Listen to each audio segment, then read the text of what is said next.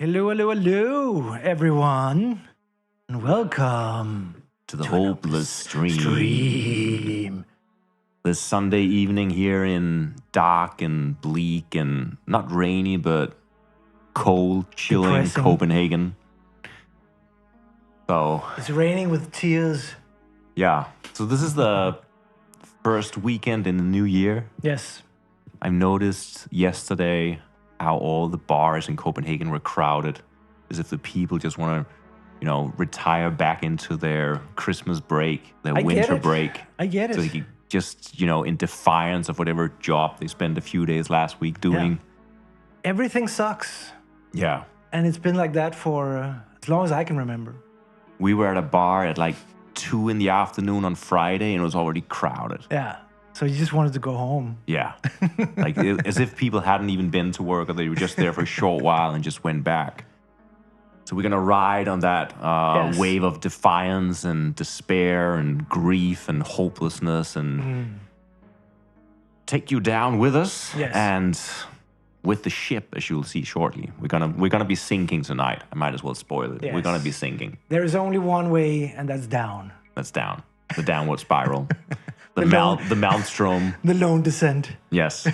I do think there is an Edgar Allan Poe short story called The Maelstrom, where this guy's caught, his ship goes down and he's caught in the Maelstrom, and he somehow manages to figure out that the Maelstrom doesn't only go down, it also goes up somehow. So he can hold on to a barrel and somehow he escapes the Maelstrom. I think it's a very unrealistic and hopeful story, but there is a Maelstrom and a ship that goes down. Yes, I've only heard that if you're out swimming at sea, like leisurely swim, Yeah. if you get caught by the tide, you should swim with the tide. Right. Maybe it's something like that. Right. It's very unlikely that I ever have that And also, experience. just full disclaimer, I don't know anything about swimming. I usually don't leave my house, especially not when it's sunny outside, so I don't know what I'm talking about. But of course, when, Copenhagen gets flooded in the near future, we may have Yes. to learn how to swim. Yes. And but we'll take it as it comes. Yeah. One thing at a time. Let's do First that. of all, we will learn a new game. I will learn a new game before I learn survival. Yes. But maybe there's elements of survival in today's game. Well, this game is actually described by the designer as a survival horror game without the survival. There's no chance of survival. Is that what we're realizing here? That's what we're in for.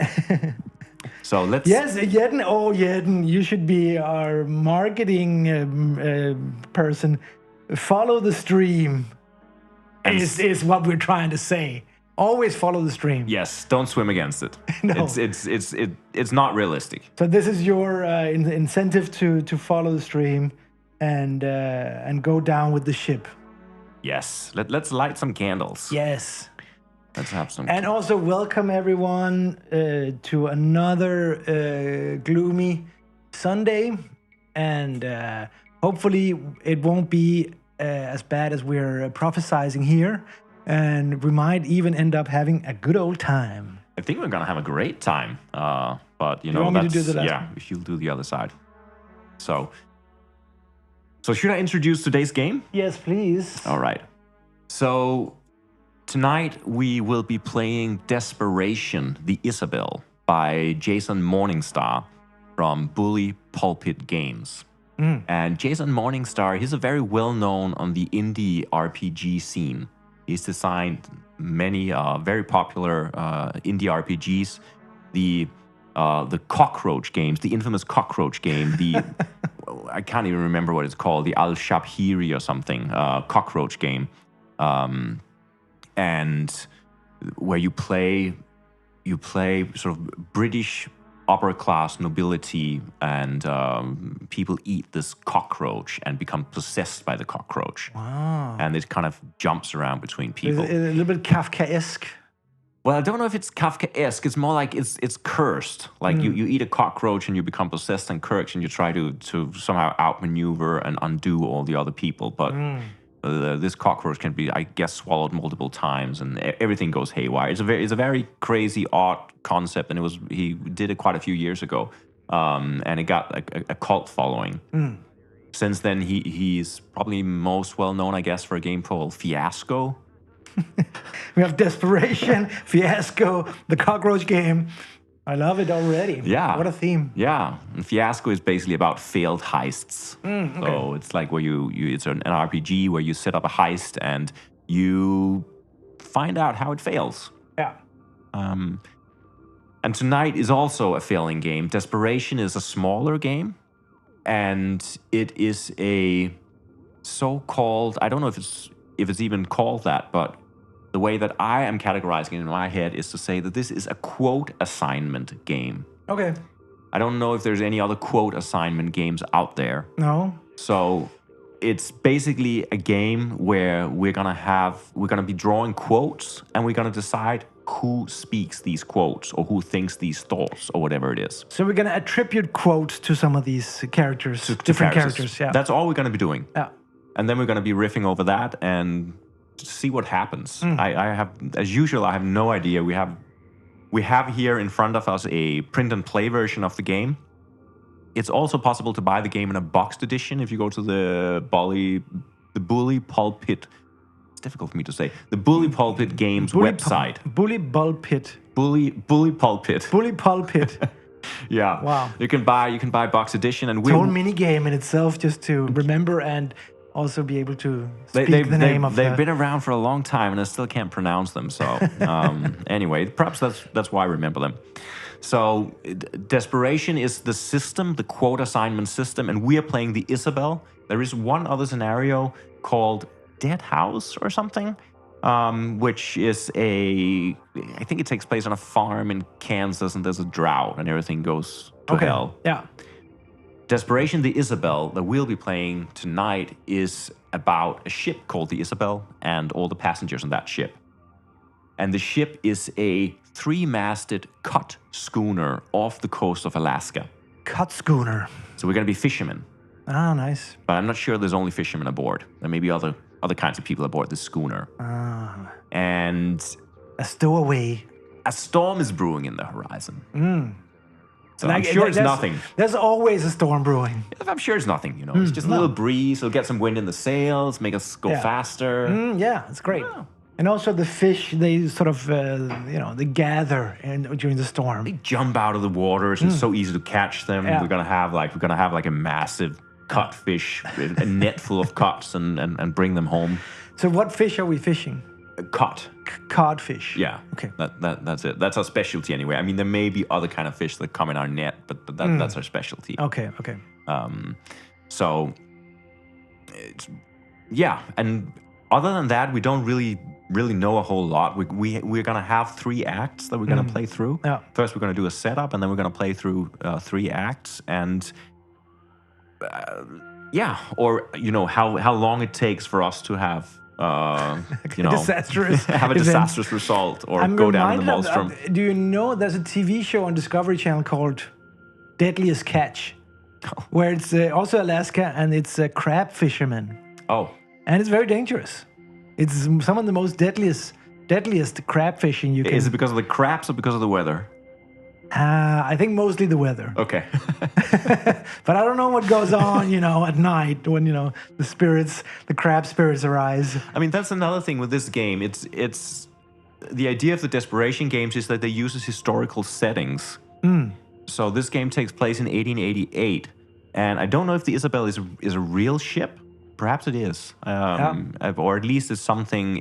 It's a story about something that at least could have happened. The Isabel. The Isabel, yeah. And when I was looking at this game, especially because it takes place in 1888 off the coast of Alaska, fishermen, cold, storm, ships going down, I was reminded of the old poem by Samuel Taylor Coleridge from the 18th century Here we go. called The Rime of the Ancient Mariner. Yes. So if you saw our slideshow earlier, or you'll see it later, these are actually woodcuts by Gustave Doré, who illustrated The Rime of the Ancient Mariner in, I don't know how many woodcuts he did for that. And when was that? It was sometime in the 19th century. I can't remember exactly when he lived, but they're beautiful. And the story of the Ancient Mariner is an interesting story.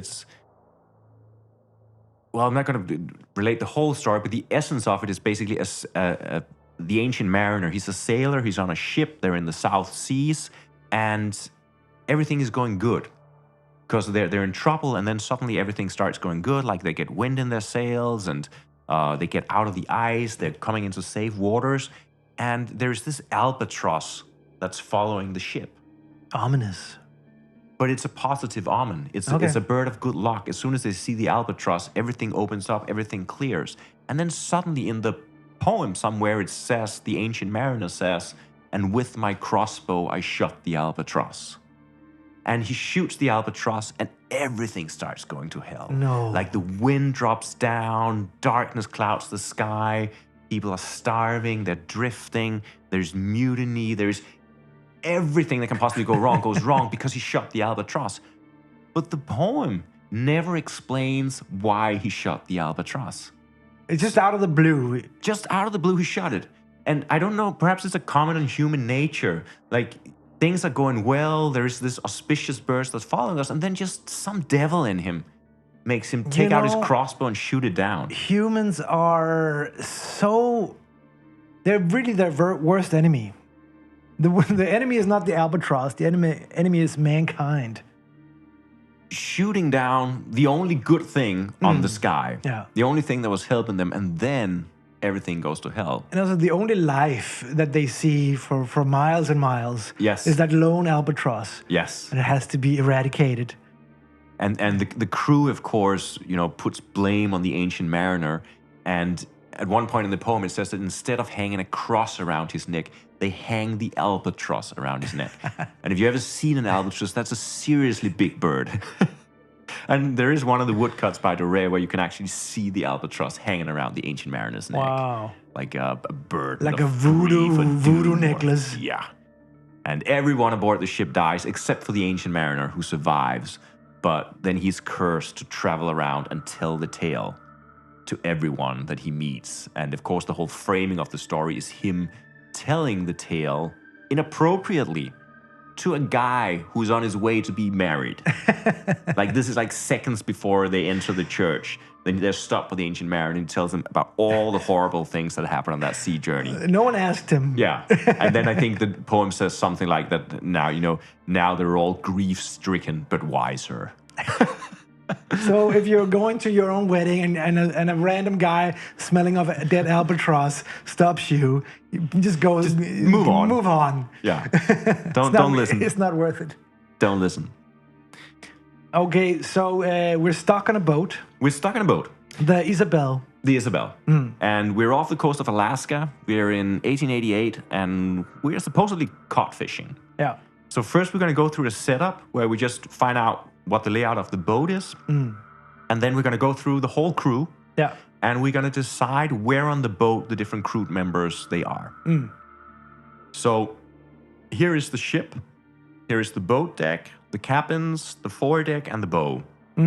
So if we start with the bow, we flip over the card and there's this short description of... The bow. The bow.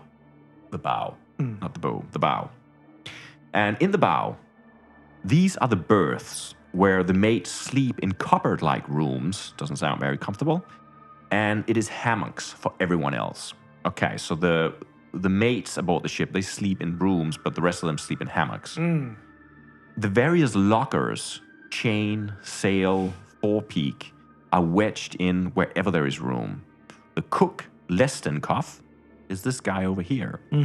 He prepares meals here, which are consumed with gratitude or trepidation, depending on how things go, I guess. Yeah. So what we can do now is already we can take a look at the cook, this guy, Lestenkoff, and then we flip him over and we get some thought, or I don't know, how Lestenkoff describes himself, I guess. Yeah. So it's still just a setup, so we're just trying to find out what's going on. We know that he's going to be in the bow. So he says, every morning I'm up at 3 baking bread. as much to mask the stench of bilge water and kerosene as to feed the crew and passengers. I hate cod. Unfortunate. But I love my job, and I love men. Wow. I am cheerful, but manipulative. So we have a cook that hates cod. Loves men. But he loves men. And he's cheerful. He says like he's a good sport. But he can also be manipulative. Yeah. So, and we all know that the cook is basically the most important link in the chain of any, organization. Of course. I mean, it's the cook that poisons the food or spoils it or holds it back or... That's the only thing to look forward to during a hard day's work is the meal at the end of the day. I think every dictator in the world, the most important position is the position of the cook, right? He's the one person that you need to trust the most. And it all, The barber and the cook. It all starts and ends with that meal. If it's not good, if it's not healthy, if it's not like warm and fulfilling and joyful, then the morale just slowly starts dropping. Yeah. So Dropping like albatrosses. let's hope that Lessenkopf, he stays cheerful. Yes. Then we have the foredeck, which is up on the boat. This is the foredeck. It's dominated by the hatch over the ship's hold. So there's a hatch down into the hold. Currently, the hatch or the hold is stuffed to bursting with salted cod. So we've already pulled a lot of cod out of the sea and salted it to keep it from spoiling. And this is where the business of sailing is done up here. The business of sailing. Okay. I mean, this is like, I guess, rigging sails and, Yes, keeping yes. lookout and Yeah. everything that goes into sailing. The top men. The top man. And no one is pre-assigned there. I think it's Okay. only Lessenkopf who's pre-assigned Okay. to where the food is. Then we have the cabins. These cabins for the master and his passengers. It's only the master and his passengers. Okay. I think we're going to find out a little later who they are.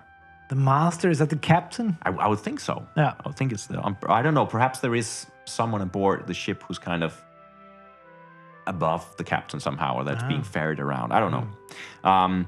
These cabins for the master and his passengers are compact, tidy, and save for the permanent and unavoidable smell of fish that permeates every corner of the Isabel. Unfortunate. Quite pleasant. I can't imagine. So everything reeks of cod. Yeah. Everything reeks of fish. No, I don't like it. So that's already a condition that I think is gonna, prepare the ground for I desperation. really don't like it. I don't like the smell of fish. I don't like, Do you like the consistency of fish?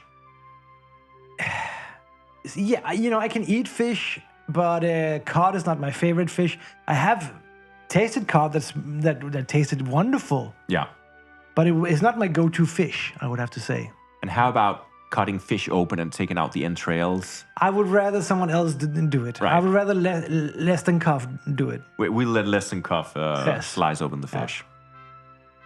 I'm not a fishy guy. No, but that's good to know, really, especially before we depart on this adventure. But that's gonna make it, more difficult for us to be on this boat. I think it may even make us, want it to sink faster. Yes. What is your relationship to fish? My Cod relationship specifically. to fish. I mean, Haven't you been asked this question? it's not something that I've thought deeply about, so I'm a little No? bit thrown here, having to think about cod. No, I like fish. Yeah. I like to eat fish. That's fine. But I also think, I mean, somehow I would like to be deep underwater and see all this fish. But the idea of like swimming around fish and like feeling them brush up against me, I don't know if I'm comfortable with that. Why do fish smell like fish? Why don't they just smell of water? Well, do fish smell underwater? It's a great question. If a fish smells when there's no one around to smell it, Does it smell? does it really smell? Yeah. Perhaps the lesson here is like, stop pulling all those fish out of the sea. Yeah, let them stay in the water where they don't smell. Yeah. There's an absolute reason for the reek of fish. Yeah. Because It's a unnatu- warning sign. It's unnatural. I am already starting to have an idea why this ship is going down. Yes. It's cursed. It's cursed. They're taking all the fish out of the sea, and the mother cod somewhere down there is really pissed. Yes. It's a fishy voodoo curse. Yeah, I think so. The last part of the ship is the boat deck. And as you can see in the boat deck, there are these dories, which are like small rowing boats, which you can use them to row into land if you, I guess, anchor offshore, or in the case, the unlikely event of some kind of emergency. Let's hope it won't get to that. I'm sure it won't get to that. So the boat deck. This is the boat deck, an open area at the rear of the Isabel where the business of fishing is done. The dories, that is the rowing boats, they're stacked like pancakes, upended on the taffrail here. Looking forward past the wheelhouse, there is a magnificent view of the spread of 2 gaff-rigged sails. So we're at full sail right now. Nice. And how many escape boats, how many rowing boats do we have? We have 4. 4, okay. I'm not sure how many passengers we have, but we'll find that out as we go through them. Yes. We can already see here at the top of the deck is Captain Nickerson. Yeah. And we're gonna assign him now. So I would like to take this time. I'm just listening in to see if if you can hear the atmospheric music and that you're all following along so far, and if you're all have prepared a little plate with a piece of cod on it, or perhaps even a stiff drink in your hand. So please let us know if everything is going according to plan. Yes. And if not, just let us know. And I think also, as always, since this is an RPG, storytelling RPG, I would say. So we're going to talk a lot, and we're going to talk a lot of story. And as always, we love to hear inputs and ideas and suggestions. We can't promise that we're going to integrate it into the story, but we always listen to chat. It's always good to have that co-op experience, because sometimes people in the chat can see things that we can't see. Yes, absolutely. So please just feel free to chip in with any thoughts, ideas, suggestions, or maybe even recipes for cod. Yes. Yeah. I mean, I'm not sure Lestenkoff needs them. He may be lacking ingredients out here in open sea, but I'm sure he'd love to hear them anyway. Jens, music is a tiny bit loud. Well, we can't have that. We'll turn the music down a little bit then. Tiny bit. Right. Yes. All right. Okay, so where do we go from here? Now we meet the passengers aboard the ship. We already met the cook. Let's meet the captain, Captain Nickerson. He looks like this. So, the captain. I am master of the Isabel, and make my money when we are a happy crew and heavy with fish. On this journey, against my better judgment, I have brought my daughter, Anne. She wanted to see the world. Why did you do that? She wanted to see the world. Alaska and a fishing boat? And this is my part of it. This is what he has to show. Okay. Anne was like, Dad, I want to go see the world. What can you show me? That's it. That's it. I can show you, frozen sea, in all directions. And maybe 1 or 2 albatross and a lot of cod. And then he also rationalized a little bit, saying, the fresh air will do her good. Sure. He's calm, but he's troubled. Uh-huh. And every time, we read a card, we can elaborate as much or as little. Read a card? Read a card. A cut card. A cut card. What? Every time we cut a card. Every time we cut a card, yes. We can elaborate on whatever we read. Okay. So here he ends up by saying, I'm calm but troubled. So it seems that I don't know, why does he worry that he has his daughter Anne out here? Is he expecting that something will not go according to plan? You know what I think? I think he was forced to bring her along. His story is, of course, yes, she wanted to see the world. I can't stop her, She just wanted to go with her dad on a cool adventure. But what's really going on is that maybe they have no home. He was forced to bring her along because things are not going that well at home. Oh, it's going to be very interesting to find out if his wife is on board as well. Yeah, then we're really in trouble. Yeah. Because then it means that there's no home at all. Wow. That's my interpretation. Okay, that's good. I mean, so this is if this fishing trip doesn't pay off, there's nothing to return to. Right. So he had to bring her along. Yes. Because there is really nowhere he could leave her when they go out fishing here. No. Wow. So something bad happened on land? Something very bad happened. I don't know if the daughter is so disturbed that she's not to be left alone. She has to be under a constant supervision because who knows what she. I think we'll meet her in a minute, and then maybe we get a better idea of her. Yeah. But I like that there's. Yeah, he didn't just bring her along for the fun of it. No. He didn't just suddenly, bend to her, like begging him to come along on his cod fishing. Because, she wanted to go see the world, but did she really want to just go fishing? Is there an idea that they may be going somewhere else? Are they not just going fishing? That's another theory. It's another good theory. Where should we place Captain Nickerson? Do you think? Wouldn't he be on the... Would he be on the deck or in the cabin or...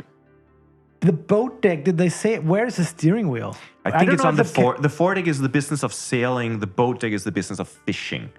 Then he would probably be on the foredeck. Yeah, I also think because if he's calm but troubled, he may also be on the lookout for something that he expects or fears. Yes.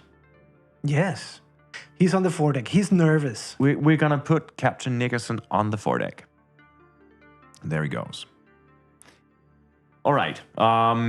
Next guy is Merkuliev. What a name. What a great name. Merkuliev. And you can see he looks kind of haggard. He's got like a nice captain's hat. This is not his first fishing trip. I'm pretty sure it's not. He is the first mate.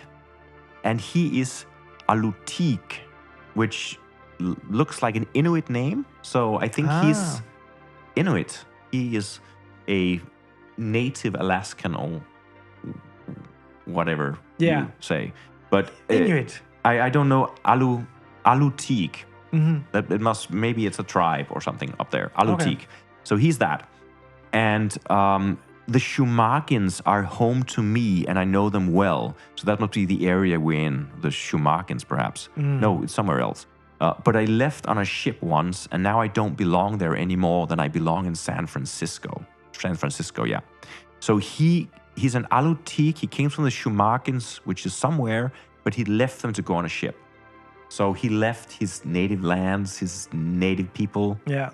And now he is steady but lonely. What does that mean? He's steady but lonely. Well, I think that he's accepted his fate, that now he's here and he doesn't really know where home is. Yeah. He's adrift. So, but he's lonely. He's missing something. So he has nothing to return to either. He's already left home. So his life is on the sea. Yeah, it is. So he's first mate. Now, I'm not super big on ship terminology, but I think it's first mate. He must be one of the people who is in charge of the sailing. Because don't everyone on the boat have, like, all the people in power, like the captain or but the first mate, wouldn't that be the first mate of the captain? Or do each individual of the officers have a first mate? Yeah, I'm not sure about that. But it does seem that he's sort of up in the hierarchy and he probably is giving out orders to other people aboard the ship. Yeah. So, do you think he's also on the foredeck, perhaps, with the captain since he's first mate? Yeah, I think so. Is he first mate or? He is first mate. Yeah. He is first mate. Then I would say then he would be the right hand to the captain. That's my interpretation. And perhaps one of the reasons that he's first mate is also that he knows the seas around here. He knows the area. Also, if he's an Inuit and he knows he's been sailing these seas for his whole life. Yeah. So he knows every little corner, every little wave. Yes. I think that perhaps that's even more important, that he may be able to interpret the the sea and the clouds and the wind and everything. Yes. Like, Yeah. let's say a faint shrieking noise we hear in the distance, that ominous faint shrieking noise. He knows all about it. He knows exactly what it is. And he, of course, also knows that the mother of the sea, which is, one of these important goddesses or divine creatures, at least I know in Greenlandic Inuit culture, there is the mother of the sea. And often when ships goes down, it's because they become entangled in her hair. Oh, wow. And they're pulled down. Wow. So he may have a connection to some of the mythology of the seas that maybe these, more newcomers do not. They don't know what they're in for. They don't know what's beneath those waves. They think it's all caught. But it's not. It may not all be It caught. might be hair. It might be very long hair. Scary. Yeah. All right. Cool. Then we got Mr. Brown. Yes. So he's got a wonderful beard. He also looks like he could be an officer of some sort, second mate or. Yeah. Let's see what he is. Good guess. As second mate, it falls to me to manage the business affairs of this accursed scow, and our business is fish. So I do the same work of all the others, and I count, and I count cod tongues, and keep a tidy receipt. Okay, so perhaps they cut out the tongue of the cod, and that's the way they keep count of how many they caught. It seems like an unnecessary extra step. You could just count the cod. But they're all in the hole, salted, and it take up too much space. But you can have the tips of the tongue like in a small little bucket. But how many times a day do you typically count them? As they come in, I guess. I mean, because they...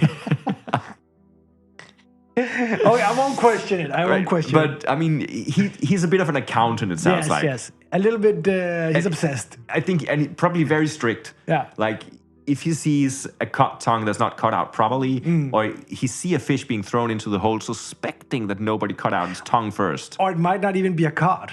Mistakenly, you're throwing in herring. He's going to recognize that on the tongue immediately. Yes. Like, who put this herring tongue in this bucket? So he has more than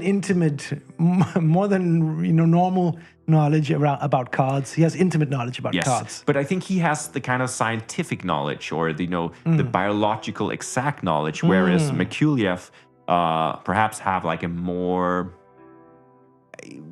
a more sort of mythological, more filled, more emphatic knowledge. He knows the sea. Yeah. And Brown knows the card. Yeah. and the business of card. Especially the business, I think. Yeah. He says that he is fair but harsh. I think that fits really. Yeah. I wonder if he's not over on the boat deck where the business of fishing is done. Yes. He's standing there counting cod tongues right now. Yeah, that makes sense. Like, there's no cod coming in, but he's just obsessed with his bucket and just sitting there, just counting and recounting the tongues in the bucket. Yes. That's great. Let's put him over here. Can you guys see him? Yeah. Perfect. All right. They all seem to have these hats or caps on. They're very official and very, a little bit more... Brown has a tie even. Yeah, who wears a tie on a fishing boat? Not only Brown, apparently, because Harris is coming up. Harris seems to be also following suit here. All right. Harris. He looks almost like a train conductor. Yes. Hope you guys can see him. Here is Harris. So, yeah. I would be anywhere else if I had my druthers. I don't know what that word means. But like the cogs in a wheel, I require the money this trip will bring to realize my further ambitions. Laugh if you must, but I wish to be an actor. Wow. So it's fish heads for me. 4 months aboard this leaky top. I am ambitious, but cynical. Okay. It's like that but is misplaced, right? If you're ambitious, you are cynical. Yes. I am ambitious but cynical. No, you're ambitious. You don't need that last part. Yeah. That should be I am ambitious and not cynical. But he's ambitious, I guess, about being an actor. Yes, he's not so ambitious about fishing. No. And so, he was a third mate, or It doesn't really say. I think he's just a hired hand, and but we did also get the information that it's a 4-month trip. oh my god, I mean, that also kind of puts a new light on this whole situation about Captain Nickerson bringing his daughter on a 4-month fishing trip. no, something's very wrong here. And I mean, Harris wants to make a buck and return and become an actor, but does Harris, will they really return? Has Harris been? It's and also if he's trained to be an actor, what is he doing 4 months out on a fishing boat? He needs the dough. Is he training for a role? I mean, he's got to do a pretty good ship's mate when he gets. But I don't know how many plays. I don't know how many Shakespeare plays takes place on a fishing boat. I mean, I could imagine him, for example, being in the cabins rehearsing some play. He's brought along like a lot of plays. He's reading The Tempest. Yeah, exactly. Yeah, and he's reciting it loudly. Yes, walking back and forth down in the cabin reciting. Yes. I already have an idea about someone he might fall in love with, or who might fall in love with him. Love is in the air. The trip is a research for a role. Yes, he's with the Tempest. Which one could he be in the Tempest? Well, I mean, now I just said the Tempest, and I know it's by Shakespeare, but please don't quiz me further. Sorry for putting you in the spot. I wouldn't know either, so don't. It's okay. But I just thought it was a fitting title. Yes. So, but maybe Harris doesn't know either because he's only reading the play now on board, and now he's discovering that it's some kind of airy-fairy play from the 16th century. And he only has the Latin version. And he's like, oh my God, how am I going to do this? Is this really what it is to be an actor? Yeah, and I do think there is a chance that he will go insane. Yeah. But you're thinking that because he's an actor, he's tapped into his more emotional side. Yes. So maybe he's open for something, but for romance. Look also, if Anne, we still haven't met Anne, so we don't know. But if Anne suddenly, she thought she was going to see the world, and now she realized she's going to be stuck on a boat that reeks of fish for 4 months. Yeah. And cozying up to Mr. Brown, who's only interested in counting cut tongues, it's not going to be very interesting. No. So I think like this young, probably good looking, or it's kind of he's like a little dressed up, but I guess good looking. He looks actually a bit like a poet. He's a little bit like sort of gaunt and big, dreamy eyes. Yeah, and Jeden says he doesn't look like he's used to being months on a stinking ship. No, he looks a little bit cleaner than that. It's probably his first trip. Yeah, I think so. But who knows? I mean, let's see. I think he's an interesting guy. Let's put him in the cabin, right? He's in the cabin. Maybe he's still seasick. Oh, he's still seasick. I like that. Yeah, he hasn't really gotten his sea legs yet. Right. So he's just in the cabin, like trying to adjust. And he's trying to read, and every time he opens the book, he just gets like dizzy and throws up. And the only thing that reeks worse than cod is the vomit of Harris in the cabin. Yes. And everybody makes fun of him. Poor Harris. Poor Harris. Should we find out if Knief, who makes fun of Harris? It's also an interesting name. I already now wonder if he is also an Inuit. Ah. I have never been out of sight of land before, and it thrills me. Here I am, the son of a tar-boiler. Okay? On a grand schooner in Alaska. I am excitable, but unsophisticated. Okay. So he's the first time off land as well. The son of a tar boiler. But he's no stranger to getting his hands dirty, it sounds like. No, definitely not. I mean, not if he's the son of a tar boiler. And so he is here. What is he really doing here? Who hired him? He doesn't know anything about sailing. But he seems like to come from a working man's background. So his dad probably told him, if you want to make a quick buck, go fishing. Yes. So maybe his job around the boat is kind of more like a ship's carpenter, making sure that... He's probably in the front deck, rigging sails and scrubbing the deck or something like that. On the foredeck, you think? On the foredeck. Unless he's fishing. But I think maybe we will have some more capable fishermen coming up. I would hope. Yes, because he doesn't sound... He could probably do manual labor. What was in the bow? Yeah, what was in the bow? The berths where the mates sleep. Or maybe we should actually put Harris in the berths. If he's seasick. Yeah. No, he doesn't live in the cabin. No. He lives in the. Wait, let's put him in the bow. In the bow. So, but I think Knief, if Knief is doing anything, he is rigging a sail. He is scrubbing the floor. He is.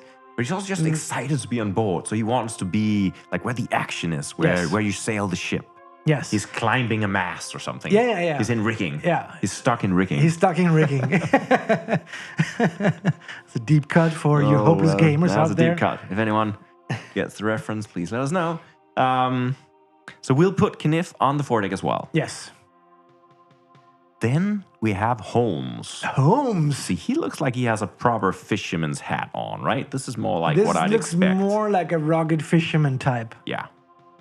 I think this must be a fisherman, right? I'm a simpleton, but my heart is as sweet as candy, and I'm glad to work hard among friends. Cool. For those that laugh at my infirmity, let God judge them. I'm likable, but careless. Okay.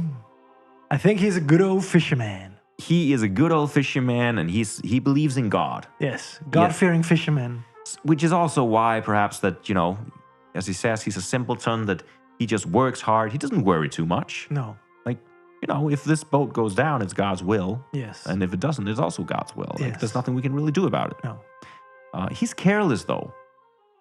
I think you got to be a little careless just to go 4 months on the Alaskan Sea to go fishing.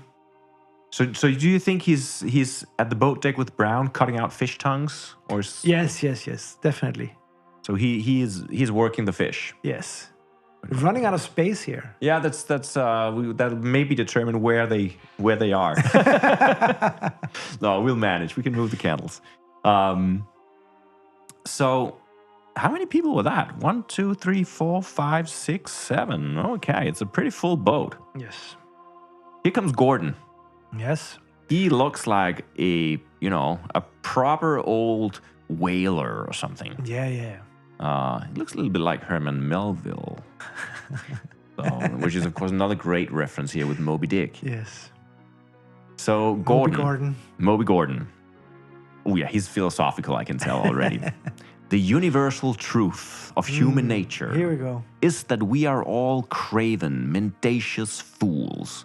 So it is best not to form too strong an attachment in close quarters. I will keep my peace and drink my own whiskey. I am competent, but perpetually drunk.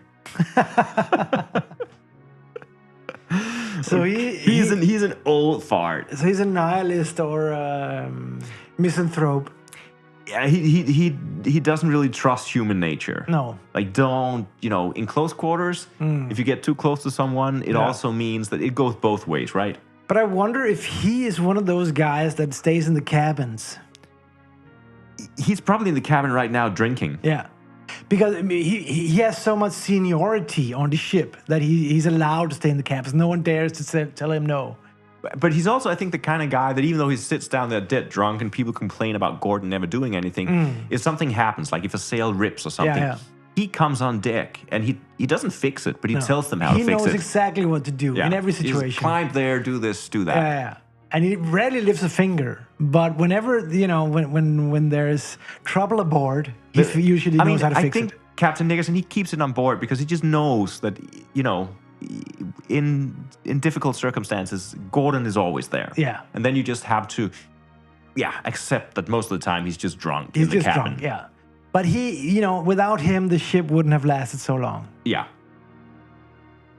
All right. So I think he's in the cabins. They sort of let him be for the most part.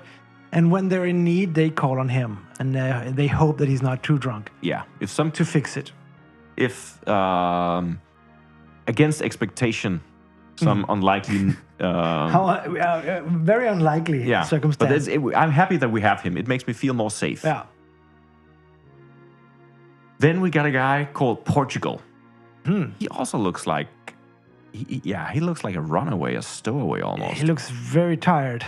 Yeah, or just very overworked, perhaps. So, Portugal. My name is Ernesto Bautista Macabalang, and I'm not Portuguese. They call him Portugal, but he's not Portuguese.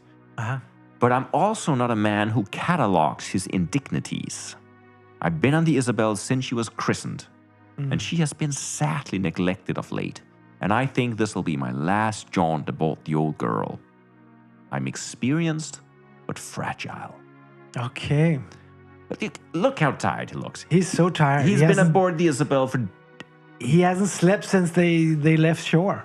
No, and the Isabel may have been sailing these seas for the past 18 years, and he's just been going out every time. Yeah. And it's these 4-month trip. I mean, it's probably like 4 months at sea and, 2 weeks at home and 4 months at sea. For poor Mr. Port. And they call him Portugal because he has a Spanish-sounding name. Yes. And he just suffered the indignity of it. And he was probably born in the north. Yeah, so. yeah. He was probably born in somewhere in the States, right? Yeah. In the north. But they just call him Portugal. But he suffers it. And maybe he's from Mexico or something. Yeah. But his last name is Macapalang. It sounds almost Kapalang. Southeast Asian. But yeah, I'm not sure. But experienced, but also fragile. Like, he cannot really... He's been out here for too long. He cannot really stand it anymore. No. He's overworked and he hasn't slept in several years. Do you think right now he's actually in the berth trying to get some sleep? Or is he working the fish because he's not allowed to sleep? But some of these old timers, are they even working, or are they just along for the ride? Maybe he's in the bow, yeah. I mean, that's the thing. Like, I don't know if they're just keeping him at work, Yeah. or maybe if he goes down to sleep, they'll never see him again. Right. He'll have a heart attack. So do you think they keep him working? Yeah, I think so. He looks like he's been working, actually. He doesn't look like he's been sleeping. He looks like sometimes he lays down to go to sleep, but he can't. But is he then a fisherman, or is he someone working at the front deck? I mean, it sounds like he's just, part and parcel of the ship. Like, if you take the Isabel out, Portugal is there. Yeah. He's been around ever since, when he's almost built into the ship. It's like he's there. He knows every little nook and corner of it. But it's interesting that he says that he thinks that this will be his last trip. And he already hints at the ship being neglected as if he knows something. Like, this ship is in no condition for a 4-month cod fishing journey right now. No.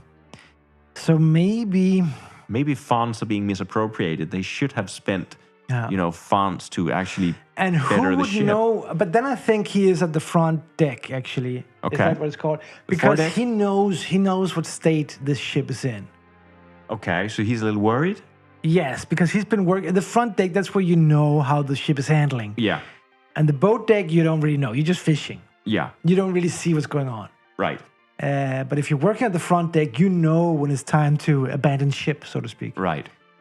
And actually, I'm not sure that they're pulling out any fish from the sea right now. I think actually Holmes at the boat deck, he's not necessarily cutting out cut tongues, but he's sitting there while Brown is counting cut tongues. And every time there's the tiniest little mistake or flaw or something, he has Holmes go down in the hold and check out. See if there is any. But is there any cuts still with tongues in them? Yeah. So all right. So we have Mr. Portugal there. Okay, Portugal. That's great. Then comes Lillas Towns. All right, sort of a little bit of an androgynous-looking person.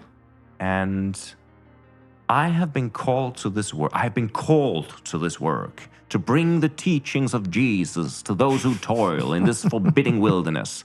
And my husband David will build my church in Sand Point on Popov Island, among the Alutiiq and the Russians and the fishermen. I am passionate, but presumptuous. And also, what the hell are you doing here? Apparently, there must be some idea that this ship will land at Sand Point on Popov Island. And Lillas is gonna build a church there, and So a they're both missionary. and they're Alutiiq and Russians, because this must be, if this is off the coast of Alaska, right? It's Yeah. up by the Northwest Passage, Yeah. so it's like the border between Russia and the U.S. Or Canada. Or U.S. It's Alaska, right? But he's very driven. So why is he there? Is it good to have a religious person aboard, perhaps? Well, sailors, I would imagine, in the olden days were very superstitious. So any sort of religion, any sort of blessing that you could have aboard would probably be a boon to the survival of the ship. And perhaps it's also possible that Lillas actually has paid a good deal of money to be on the ship. And Captain Nicholson has then agreed that, yeah, I'll sail by Popoff Island. Yeah. And I'll dump you there so you can build your church. Exactly. And it's like it's easier to sail you there than it is to fish for cod for 4 months. So Exactly. whatever money we can get out of this trip, we're going to take it. Yeah. And Captain Nicholson may actually be a little worried. What if Anne wants to abandon ship together with Lillas? Yeah. Because, Yeah. I mean, that's an island. That's not Alaska. Yeah. It may not be the most exciting island in the world, but she wanted to see the world, so to speak. So. and there are Alutiiq and there are Russians there. Yeah.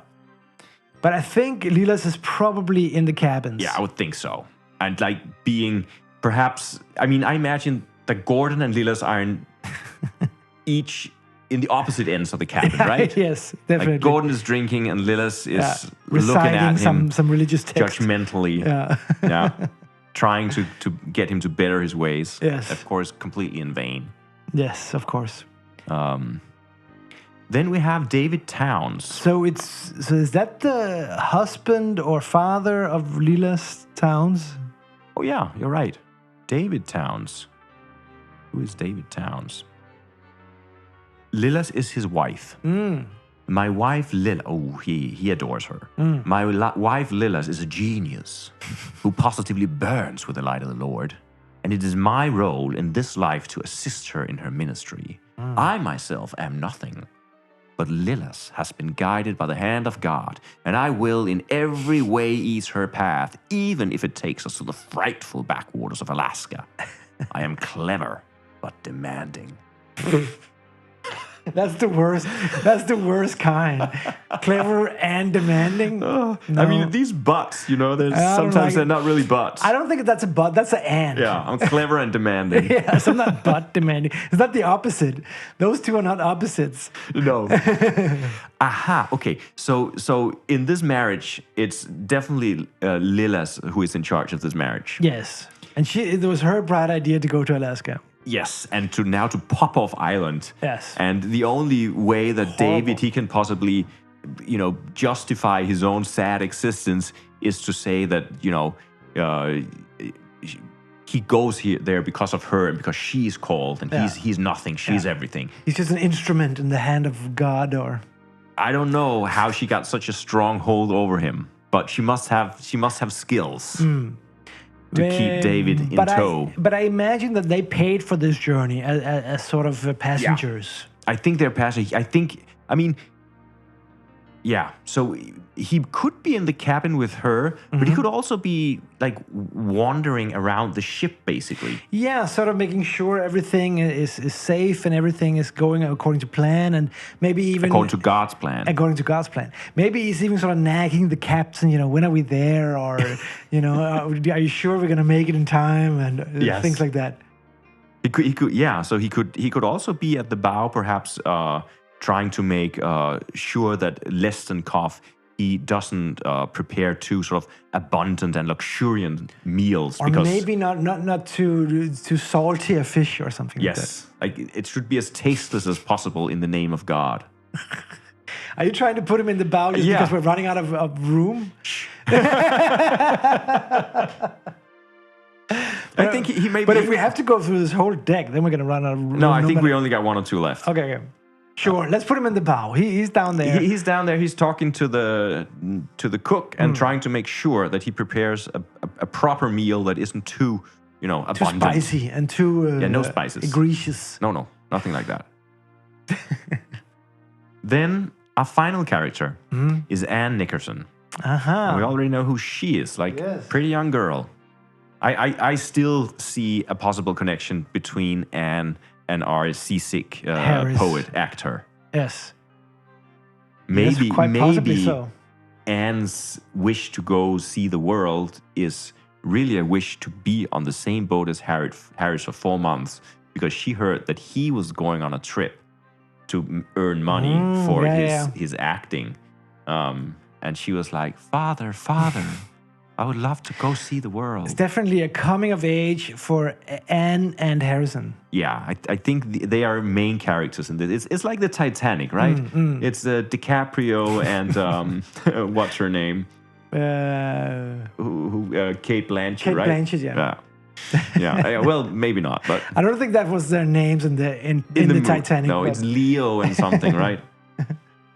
Sticking to Luke's Ménage à Trois coming up between Anne Harris and Portugal. Calling it now. It's an early bet here. Yeah, but I mean Portugal. He's the old hand at sea. You know, he's experienced, so he may also be able to really show Anne around and explain everything. Perhaps he show her the ropes, as you say. Yeah, and maybe he over-explains everything a little bit. Yeah. And he also thinks it's his last trip, so he may also actually be up for acting desperately. Yeah, and he doesn't care if he falls out with the captain. Not really. No. I mean, the captain is a newcomer. I mean, in his mind, he is the captain. Yeah. I mean, the captain is just another guy who thinks they know how to sail the Isabel. Yeah. But they don't know how to take care of a lady like the Isabel. No. She needs special handling. Special needs. And Portugal knows how to take care of them. Exactly. So let's see what Anne says. Yeah, what did she say? The deal I made with my mother was that she could send me to whatever blue stocking finishing school she wanted, if I could just spend the summer aboard the Isabel with my father. She agreed and chose Miss Brackett's school in New York City, which I shall hate. I am enthusiastic, but sheltered. Okay, this is the first time she's been out of the house, basically. And she's barely struck a deal with her mother, right? Yeah. I'll go to that, nice school where you have to dress up all nicely and act pretty and politely. But really, she's got something of her father in her. Some of that restlessness in the blood, some of that wish to be on those 7 seas. Yes. But I still think that I just think that she's young and she wants to sort of, experience life before she's stuck in some boarding school. Yeah, but I think she knew that Harris was going aboard that ship. I think she knew it. Do you think Harrison is going to New York as well to pursue acting? Ooh, perhaps they have made a secret pact behind the backs of her mother and father. They've both bitten the head of a cod to sort of seal the deal. Fantastic. So where do you think she is? Is she down comforting Harris, or is that too obvious? No, she's in the cabins. She's in the cabins. I think she's probably even, what do you call it when you have like a house arrest, but it's on a boat? What is it called? So if you're grounded, if you're grounded, which you cannot be at sea, I guess. No, you are. It's called something. You are. Well, normally it's grounded, right? Yeah. You're grounded, but she's grounded in the ship. Yeah. She's at sea. I don't know what you call it. But so the father, I also think Captain Nickerson, her father, may not want her to interact too much with these these fishermen. No, they're base. They use foul language. Yeah. He barely wants to interact with them. Yes, he's actually a little above them, right? Yeah. So I think his daughter is definitely, in the cabins, and but she's very enthusiastic. So she's she really looks forward to this adventure, or the people involved in this adventure. So do we have room for her in the cabins? Not really, but we're gonna make room for her. What if we move these cards? Oh, do that. That's just the draw deck. See her down here. The draw deck can be secret. Yeah, we'll put that out of the way. So that's our gallery now of characters. We've come as far as we've now completed the setup, introduced all the characters, and now there's going to be 3 acts. Each act consisting of a number of quotes or thoughts, or however they're written, and each quote or thought we're going to assign to a character. So the quotes are just neutral in the sense that they don't belong to anyone before we say they belong to them. Ah, that's cool. As you can see, a whole gale is the name. A whole gale is the name of the first act. So Cool. we're just gonna take a whole gale cards until something changes. Okay. You ready? Yes. Let's do it. Oops. Scotch dumplings. Tonight we dined on what are called Scotch dumplings, which are cod stomachs filled with cod livers and cornmeal. Cut, cut, cut. We left San Francisco with 5 kegs of beef on board, but somehow that was gnawed through before we reached the Shumakins. Lord, am I sick of cod. Yes. So now we have to find out who is really, really sick of cod. And we also learned here that they left from San Francisco. So they're actually down from San Francisco and then they're sailing up off the coast of Alaska to fish. So, okay, so the Isabel is coming from San Francisco. Yes, but they're just sailed north. Seems like a long way to go. It's a 4-month trip. How much of this is fishing and how much is just getting there? It sounds like a lot of it is also just getting there, which is also why perhaps that they have passengers like the Yeah, towns. Well, first of all, initially I thought about Lestenkopf. The cook Yes. being sick of cod. Yeah. But why would he go to the lengths of preparing such intricate cod meals if he's not the least interested in it? Yeah, but I agree. I also think that there is some kind of suspicion here when it says like we left San Francisco with 5 kegs of beef on board, but somehow that was gnawed through before we reached the Shumakins. Like someone's been eating beef while we've been eating cod, and I'm sick of that. Yeah. So someone is disgruntled. I mean, of course, I thought like of Anne immediately being sick of cod, but I think this is someone who knows like there ought to be good beef for us all, and it ought to last us. But Would it be someone like Gordon or Portugal? I was thinking Portugal. I was thinking Gordon, maybe one of the people who gnawed through all the beef. Yeah, that would be a typical Gordon thing to do. Yeah. He doesn't care. He's been on the ship so long, he just takes whatever he wants. Yeah. No one's gonna dare to stop him. And also because Gordon, he behaves as if he owns the ship and as if he knows everything. What are we saying here? Leela's husband. Leela's husband. I can feel it. Wow. Ate the beef, or Is it he's the guy who ate all the beef, or he's the guy complaining? yeah, I'm not sure what the thought is here. Did he eat the beef, or is he complaining about someone else eating the beef? But maybe if he knew, because he knew that when he paid for the trip, he was also like told a little bit about what he was paying for. Yes. So he knew that he was paying for beef, he was paying for all these things. He ate it. Maybe he ate it, and now he's complaining that there's none left. What an idiot. No, but I think actually because he's also the one who would complain on his wife's behalf, right? He says he's needy, or he says he's what does he say? He is demanding. Oh, yeah. He's demanding. Like, where is the beef? I paid for the beef. Yeah, I paid for beef. If it weren't for me on board the ship, there wouldn't even be any beef at all. No. And now someone ate it. Yeah. And I've only had 5 kegs of beef. Yeah, and there were at least 5. But So where's the beef? Yeah. Where's the rest of the beef? yeah, he feels. I agree. He definitely feels better than the rest. There's only one person above him, and that's his wife. See, this is nice. So you can put it like this. I don't know. We're can't- gonna run out of space, can guys. barely but see it. No, I think we can manage. yeah, but we're gonna try to manage. just have to We'll pull everything down a little manage, bit. move it a little bit around. So he's complaining about the beef shortage. Yes, he bought the beef, and he bought it mostly for his wife, and then he just been jumping away at it. And I think Gordon has also been perhaps taking more of his share than he should. When the others have gone to rest, Gordon sneaks a little beef in. I mean, you know it. Like you're drinking whiskey and you need a little snack. You can't drink that much whiskey without eating a little bit beef. Yeah, some dried beef that he's chewing on, right? Yes. So, but already now, Towns is creating like a bad atmosphere on the ship because he's complaining about something. Normally, they don't take beef out on these journeys. And also, is something that Towns doesn't understand, that morale is everything.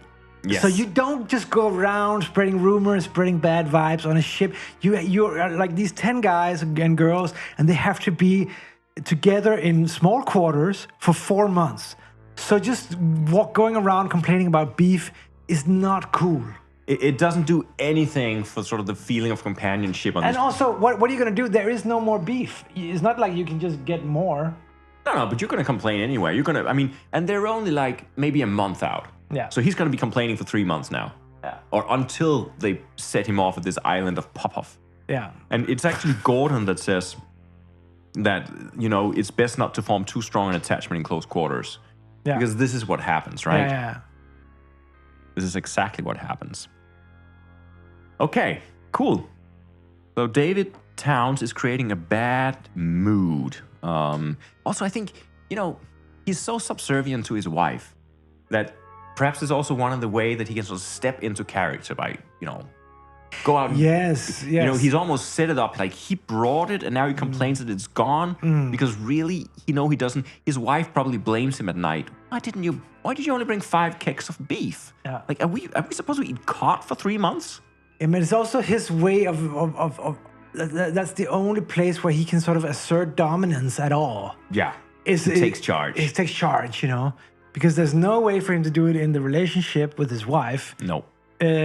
So he sort of takes it out on all the sailors and the captain and Brown, probably Brown and Lestenkov has to listen to this. Yes. I think it's, I mean, I think on the surface of it, as a normal race, it's a very cold relationship between the Towns. Though at the same time, he probably adores her. Like, he really thinks that she has been called upon by God to do this work. Yeah. All right. Should we do another one? I think actually we hit the nail on the head. Yes, perfect. That was definitely David. Let's see if anyone else has thoughts. Affection. Here it comes. Here we go. I stole someone's woolen nippers, and there was a fight about it. Without nippers to protect your hands, you can't hold a line for long. I stole their nippers because I like them, and I long for connection, even if it's only hard blows. Bad weather brings out the worst in people. Whoa, that's a deep one. Okay, this is like, there's a bit of double thinking here, right? So someone stole someone else's nippers, which apparently are kind of woolen gloves. Yes. Because they liked them. Basically to try to create some kind of connection or even, I mean, she longs for what? Long for connection, even if it's only hard blows. So someone who is feeling very lonely, or in that vein, it could be Leela's Towns, because she knows her husband is walking around protecting her and causing all this ruckus on her behalf. So she's like grown so accustomed to it. She likes to like see the world burn. She just want to introduce more chaos into the equation. Yeah, that's possible. I also like the idea though that it is someone who is trying to get attention or affection for someone else, and who's not just sowing dissent. Who was it, for example, that liked men? Was that Portugal? Was it Lestenkov? No, it wasn't. No, it was Merculeaf. Not sure. No. Was it Brown? Brown, Holmes, Kenneth. Not Kenneth. It was someone, right? Yes, but it was one of the first ones. Was it? Yeah. I'm thinking Brown, Merkulev, or Lestenkov. Brown, he's the accountant who counts these. Was it really Lestenkov? I think it's Lestenkov. I hate the crew. Yeah, you're right. I hate cod. I hate cod. He actually hates cod. Yeah. Okay. But I love my job and I love men. I'm cheerful but manipulative. I think this is also a very manipulative It's a move. very manipulative thing to do. He's looking for something. He's trying to create a situation here. Yes, but I mean, which of these men aboard the ship would he be interested in, you think? Who wouldn't he be interested in? That's another question. I'm thinking, I mean, Holmes perhaps? I mean, Holmes is a simpleton, right? His heart is sweet as candy. He's glad to work hard among friends. He's likable, but careless. I'm thinking that he would go for more like Harris or Brown. Harris or Brown? Some of the more well-kept gentlemen. Yes. Yes. Yeah, what would be interesting? I mean, Harris, he's sick in the cabin the whole time, though, so he probably wouldn't be out needing his nippers, right? No, that's true. That's true. So then... Would it be Brown or... I think Gordon is not so... I don't think Gordon is... Or who else? Not the captain, I think. No. But I forget who Kenneth actually precisely was. Oh, he's the one who's never been out of land, the son of a tar boiler. Excitable but unsophisticated. What about Portugal? What about Portugal? Yeah, that's the old timer who's always been on the ship. So he kind of knows him from before. I like that it's Lestenkov who did it. Yes. But who did he steal them from? That's the question. I mean, it has to be someone who's working for it to really make sense, I think. So what about Holmes? Yeah, I like Holmes. Yeah. Because I think he's the active man. He's the one who actually needs his nippers. Yeah, he's working these fish. Yeah. And he's also cheerful. Like, he's the only one who actually compliments Lestenkov's food. Yeah. The others, they just eat it. I mean, it's not that it's great, but he at least compliments him. And also, they're working at different ends of the boat, and they're like, he's like stealing glimpses of Holmes during the day. Yeah. I like that. Let's do that. A fun flirt. Yeah, it's a fun flirt. It's a fun flirt. This is great. So Lestenkov, he's actually looking for affection. A nipper stealer. He's the nipper stealer. So he has affection. He's trying to attract the attention of Holmes. And as he said, I mean, even negative affection would be good. Any affection. Yeah. He's standing alone in the kitchen all day, so you just need some action. He wants something to happen. So we'll see if Holmes is gonna, take it badly. That if he's gonna find out whether he stole his nippers. Yeah. Interesting. So we got a bit of a something. I don't know. Something is going on there. Something is brewing here. Someone has a dream. He's a likable guy, a fun flirt. Yeah. Yes, Holmes is a fun flirt, that- and he's not gonna take it too badly. No. He's gonna be like, "Oh, you son of a gun, stealing my nippers! Come here, you! Come here, come get a hug." And Lestenkov will love that. No. So he's gonna cook him a bit of. Perhaps also Lestenkov has then secretly been feeding Holmes beef. Ooh. So that's where part of the beef has gone. So it's more three-dimensional than we first imagined. Maybe there's more beef left. Maybe he's just told David, "We're out of beef. Sorry, your wife can't have beef tonight." Oh, that's great. Because he's manipulative. He actually likes to see what happens if we don't give Leela's towns beef. And she starts complaining to her husband. Yes. And he starts like... So he's just having this whole scheme play out. He's controlling this boat. Wow. Lestenkov. Oh, this is great. Yeah. This is great. So he's actually right now, he's stealing his nippers and he's giving him beef on the side. Beef on the side. That's the name of this chapter. Beef on the side. It's double entendre. Potentially. That's what Lestenkov would wish for. Some beef on the side. He would love some beef on the side. Absolutely. No, but I like that he is sort of pulling the strings here. And it's we already talked about in the beginning, like, the chef, he has a lot of power. He has a lot of power. Who eats what? It's important, right? Yeah. And I think Lessenkopf, he probably really doesn't like the towns. No, I don't no, think no. anybody really likes the And towns. also, it's more mouths to feed. He didn't sign up for that. They're doing no work whatsoever. They're just talking about God and how they're going to convert all the heathens. When he signed up, it was just supposed to be the captain, a few crewmen, that's it. Then the daughter came along, then Leela's Towns and David Towns came along. He didn't prepare for that. Yeah. Yeah, So he's super annoyed. he is, yeah, I think you're right. He has to do so much extra cooking for what? Yeah. I mean, these people, they're just tourists aboard the ship. And they don't even tribute to No. anything. And they eat more than the crewmen. Yeah. It's crazy. Yeah. Who would have thought? Because they got nothing to do, you know? Except for to eat. Except to eat, yeah. That's true. Cool. Then someone has a dream.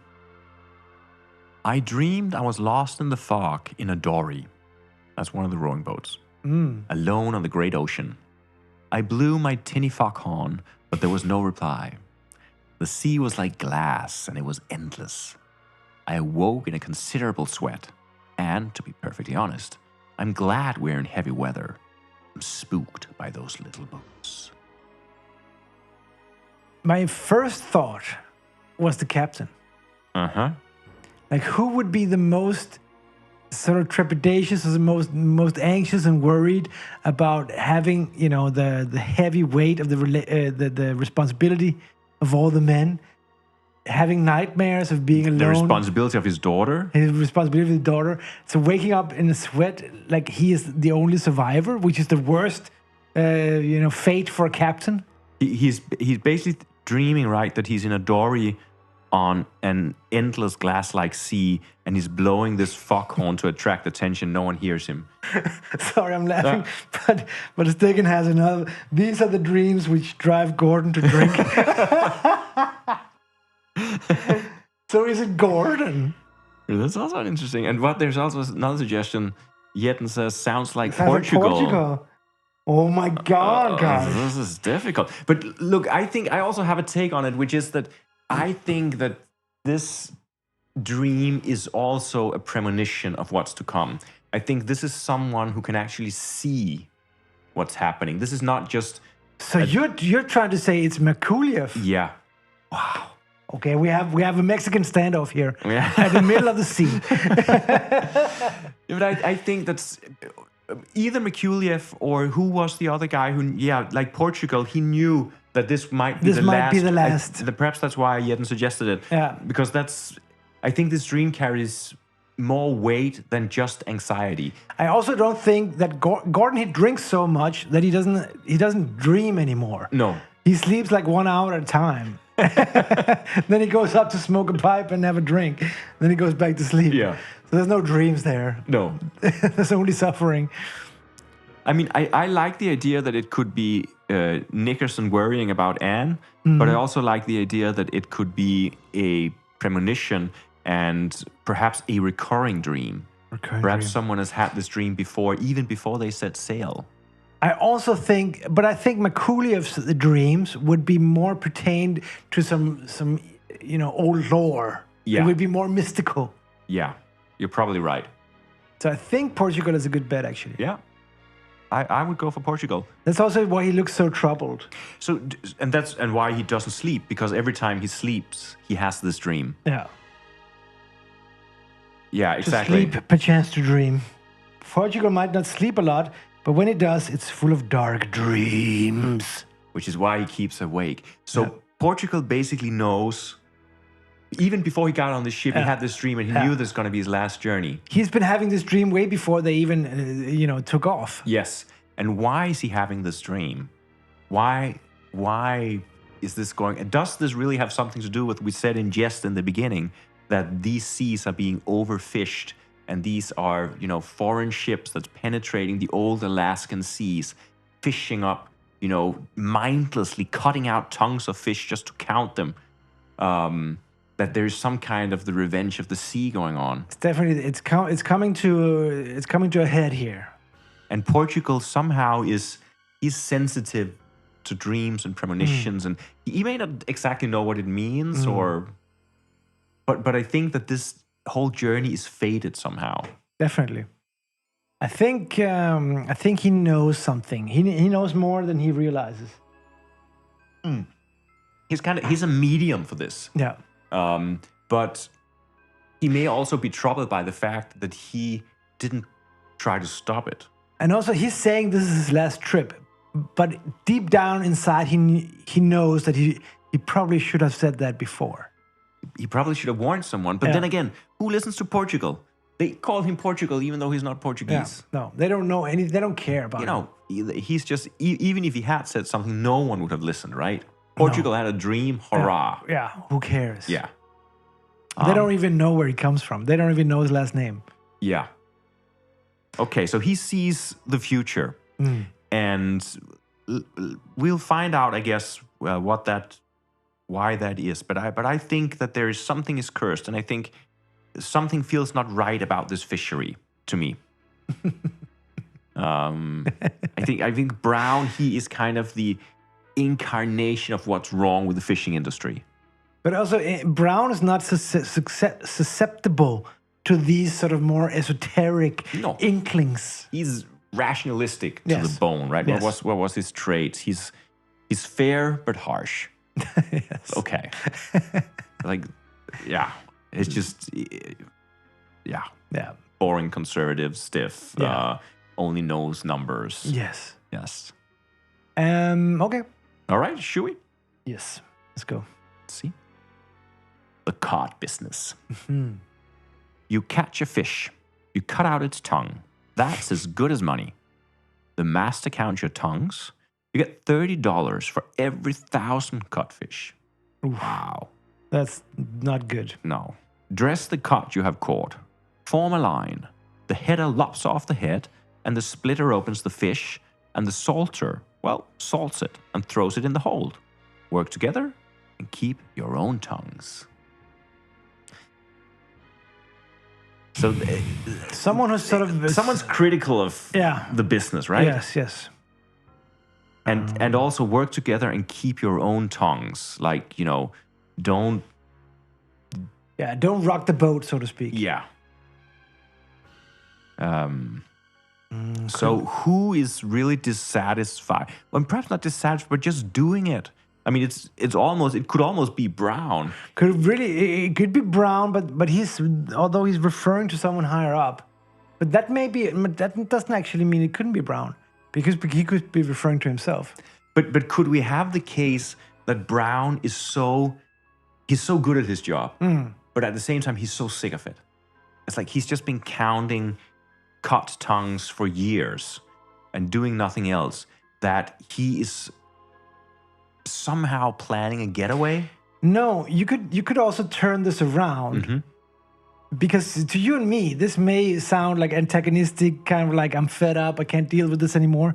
But in Brown's card fantasy world, this is the dream. This is what it's supposed to be. This is what he's trying to instill in all the rest. Not even the captain has gotten the idea that Brown is. We go out to find cod, to capture cod, and it's like it's a stone cold business, and we got to treat it as such. And keep your traps shut and shut up with all your intrigues and keep it from It's my way or this open sea. Right. I think this is Brown's power fantasy. Okay. Great. So, if that is his power fantasy, does it open up any? I mean, is there a plan here? Or I'm trying to look for story beats in the sense that would he be like preparing to at the first complaint or conflict aboard, he would just get these people off the ship or put them in the boats? Or I think for me it's like he's seeing weakness in the structure on the ship. The captain is bringing his daughter. What kind of bullshit is that? Yeah. This is a fishing vessel. Yeah. We're here to make money. We're bringing tourists along that's going like religious tourists. We don't, that's not cod. They don't up my pay. Yeah. I mean, they up the captain's pay, but not mine. He's a stone cold capitalist in the sense that he's here for money. He's here to make it work, and he has a sort of a power trip going. Does he have an ambition to become captain of the ship? I think a mutiny is not out of the question. I don't know who he's gonna hook up with though. Yeah. Holmes, perhaps, or perhaps Makuliev, because I think Mm-hmm.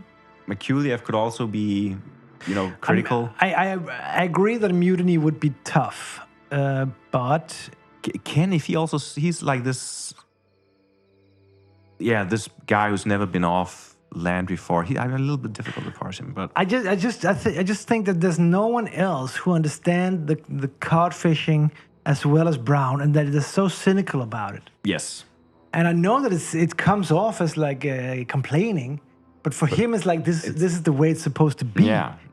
I like it. I like it. So okay, This is my rifle, and this is my thing. so there is some kind of ambition here that maybe the ship is not being run the way it's supposed to be run. It No. could be even more efficient. Could be more efficient.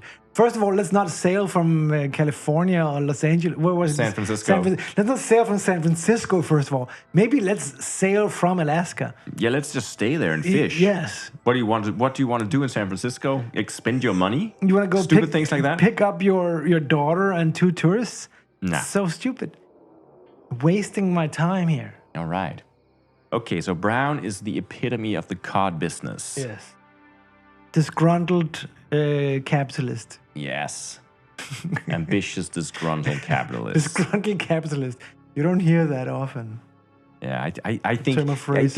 I mean, a mutiny may not at all be realistic, but I think at night when he lies in bed, he's quietly contemplating He's it. quietly contemplating. He doesn't really have the power to do No. it, but he really he fantasizes about pushing the captain overboard. But I also think in a time of crisis, he thinks that he would be able to step up and take charge, perhaps. So he wouldn't perhaps mind too much. No, if the captain were to. If we get into a bit of rough waters, Yes, I mean, who knows what might happen. People fall overboard in these. It happens. It does happen, and then someone has to take charge.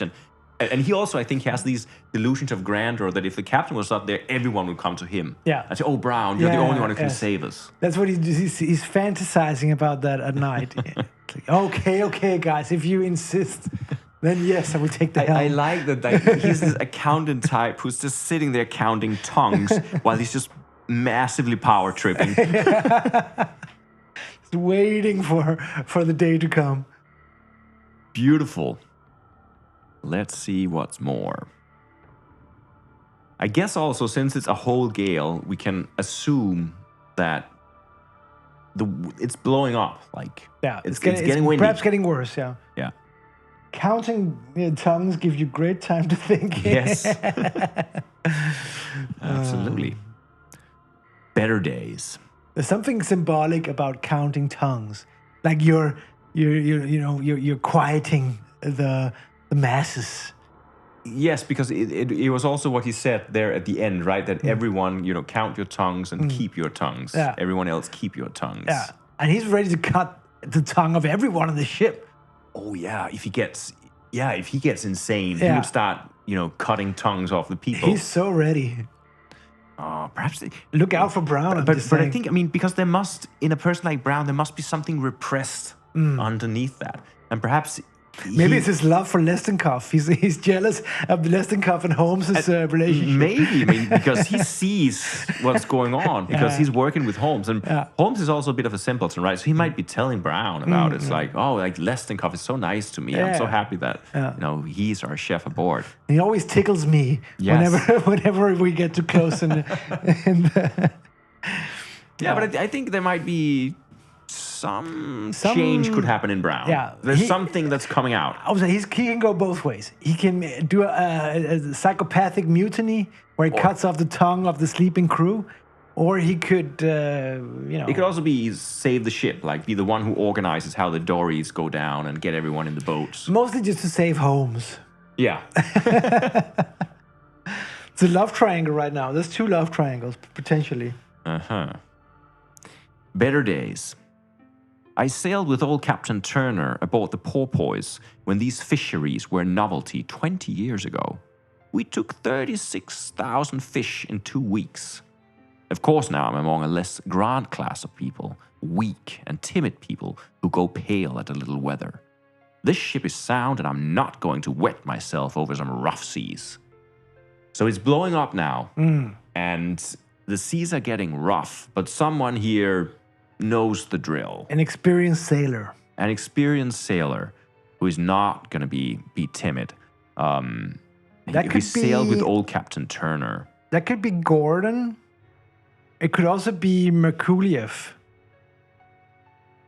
Yes. I mean, to me, it sounds most like Gordon, I think.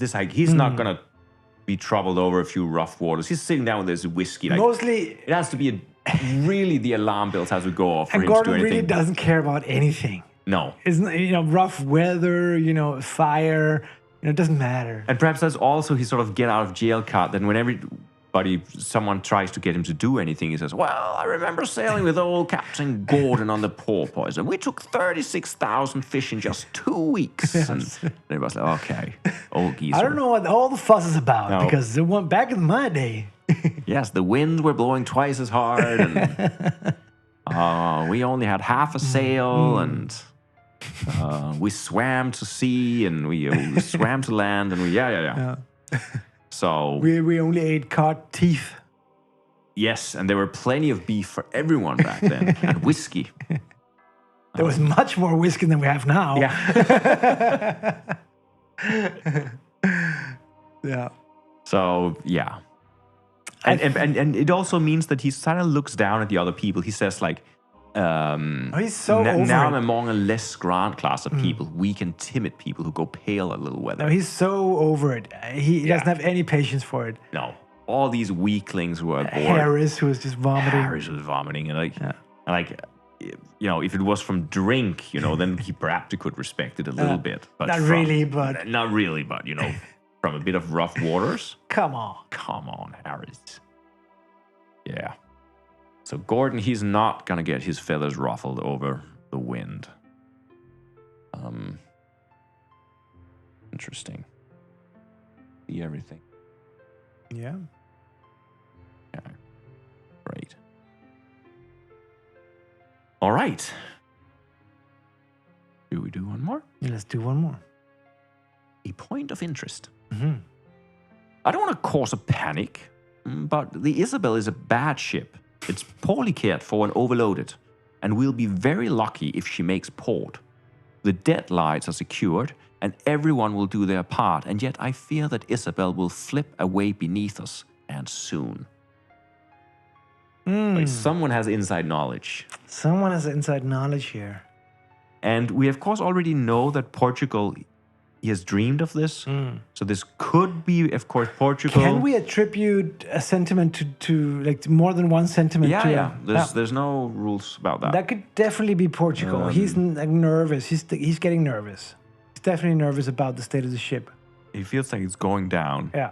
But it could also be Harry's panicking because he's lying there vomiting and starting to think, oh my god. It's going down. It's going down. Could be both Harris and Portugal. Portugal seems a little more obvious, perhaps. Mm-hmm. And I also wonder if that's really what Harris is thinking about.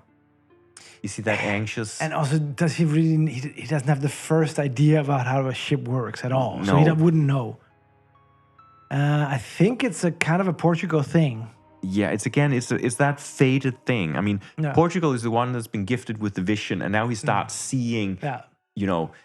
Evidence that his vision is going to come true. They're going down. Yeah. And he's kind of panicking. He is really panicking. He dreamt about this. Yeah. Or he dreamt about what happens a little later. All right. Pretty cool. Okay. I guess we wanna attribute something to most of them, right? How long is this gale going on for? I don't know. It's probably gonna go on for how many cards have we assigned? 1, 2, 3, 4, 5, 6. Maybe I don't know. 10 cards or something it'll go on for. I don't know. Let's try it.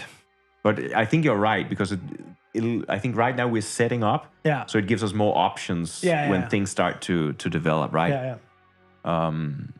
And the daughter of the captain is suddenly testing her father's authority. Oh, But I think, I'm sure she's going to do that. But I just think she would probably do it in a more personal way. She would probably attack the captain directly and not the ship. right.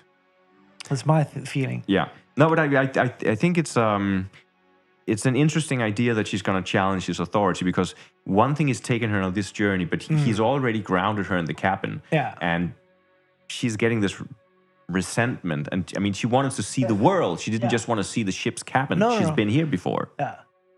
You want to be on the lookout. And her father is like, nah, the wind is blowing too hard. It's not safe for you to be on deck.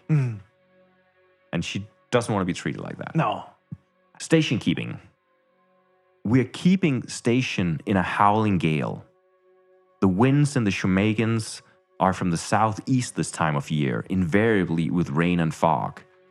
The winds blow down off the islands with malice and can capsize a vessel in a moment. I must be vigilant and quick. Things could go from bad to worse in a moment. So we're keeping station in a howling gale. So the wind is blowing like crazy now. And someone knows that they have to be on their toes because the ship could go down. That could either be the captain, of course. Yeah. That would be a healthy concern of his. Could also be Merkuliev.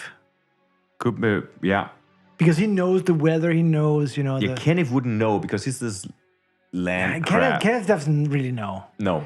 But I think it would be Captain or Merkuliev. I think Merkuliev, because I have this idea that Merkuliev, he knows what's happening. I think he's actually very realistic about what's happening. I don't think he's afraid of going down, but I think he just knows that, that's how the sea works. Sometimes it takes you.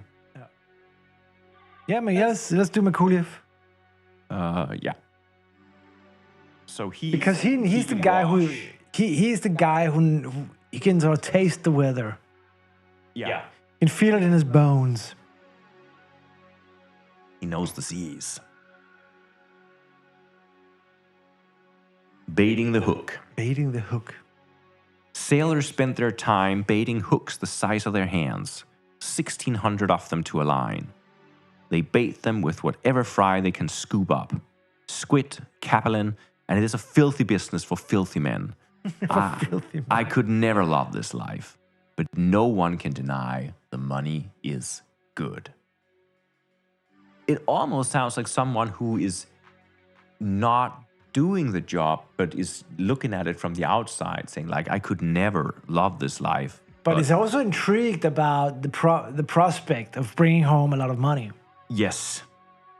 Is that could be actually, what is this? That could be Kenneth.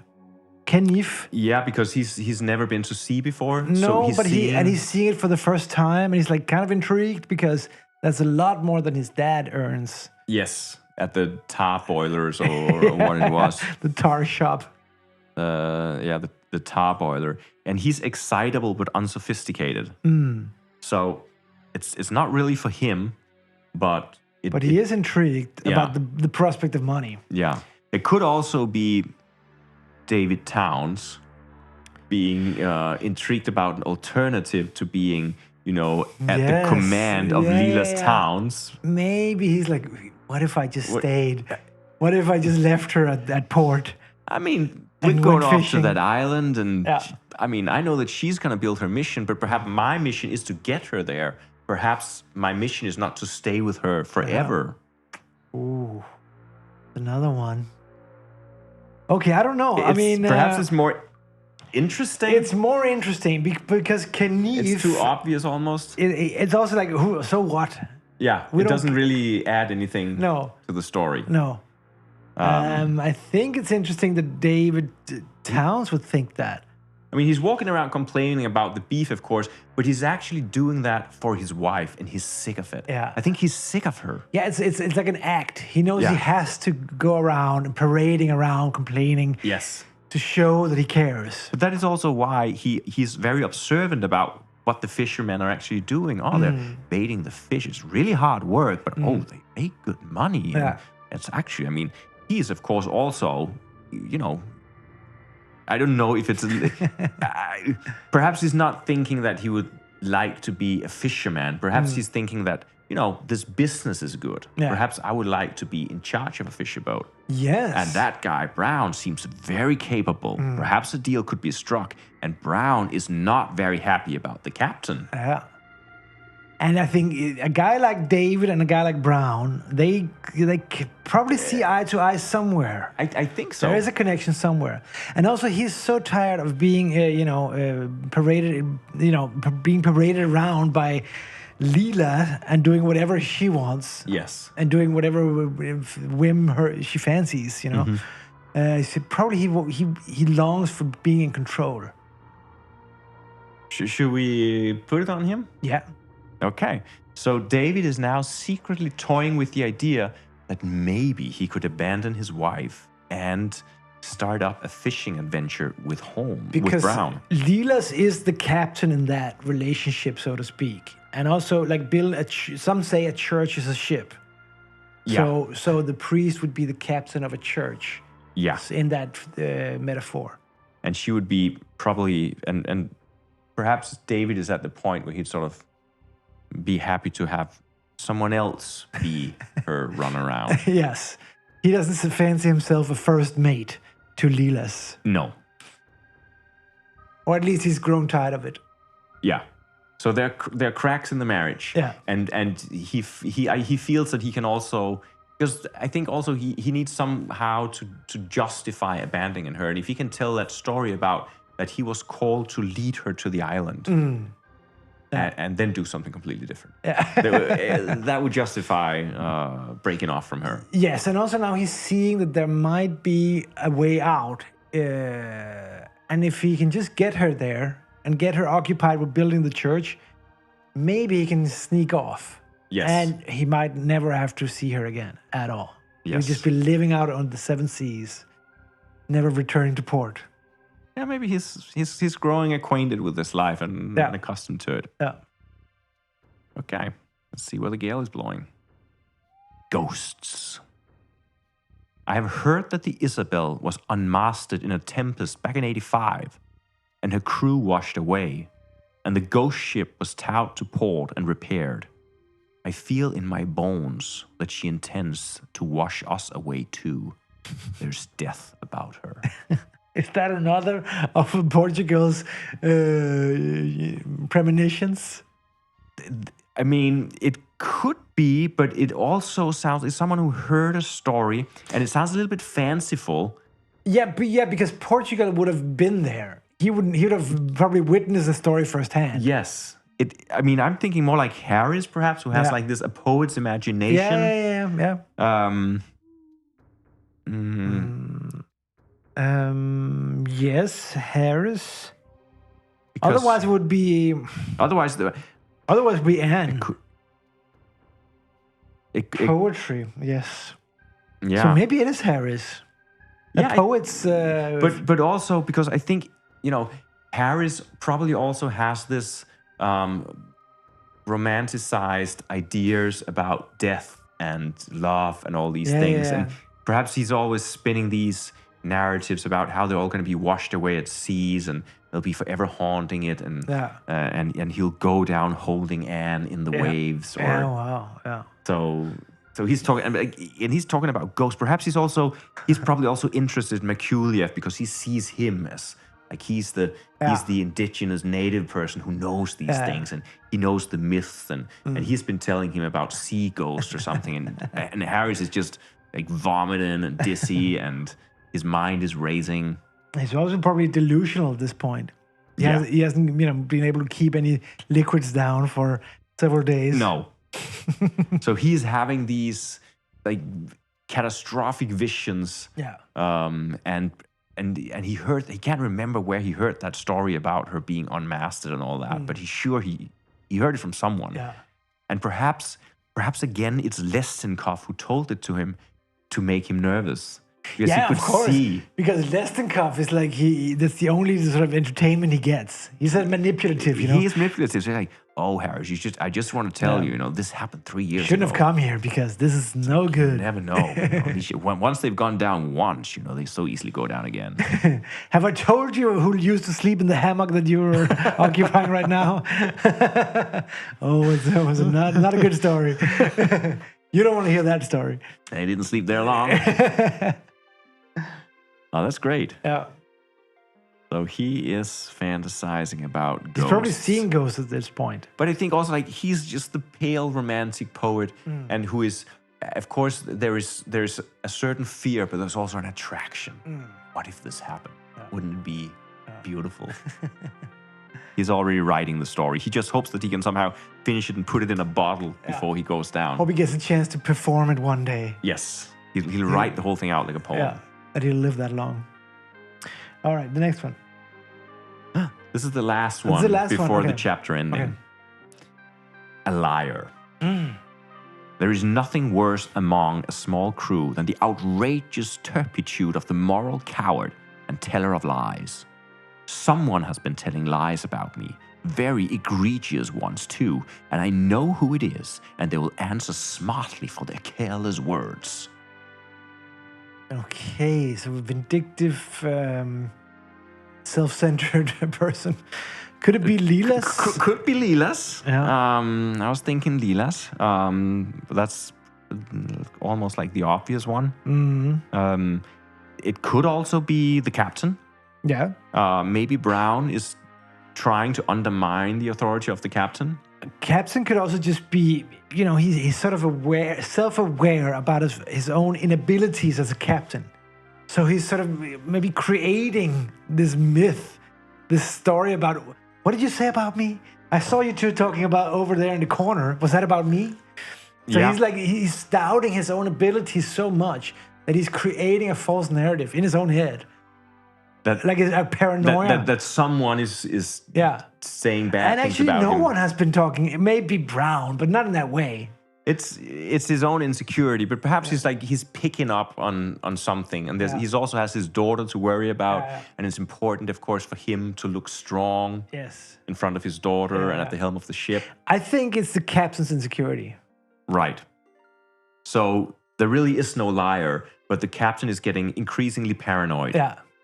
Yeah, I like that. We're having a ship full of, So every little look he gets from a sailor, he just interprets that, there's something's brewing. There's a mutiny afoot. So we have Brown, who is sort of plotting the downfall of the captain.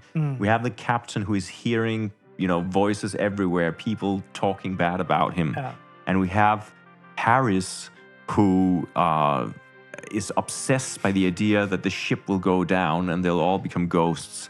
And we have Portugal, who knows the ship will go down. Who knows will go down. But it's like this Cassandra knowledge. Like you know the future, but you can't convince anyone else. He also knows, being a sailor for so long, it doesn't help to go up to the captain and tell him these things. That's not how it works. No.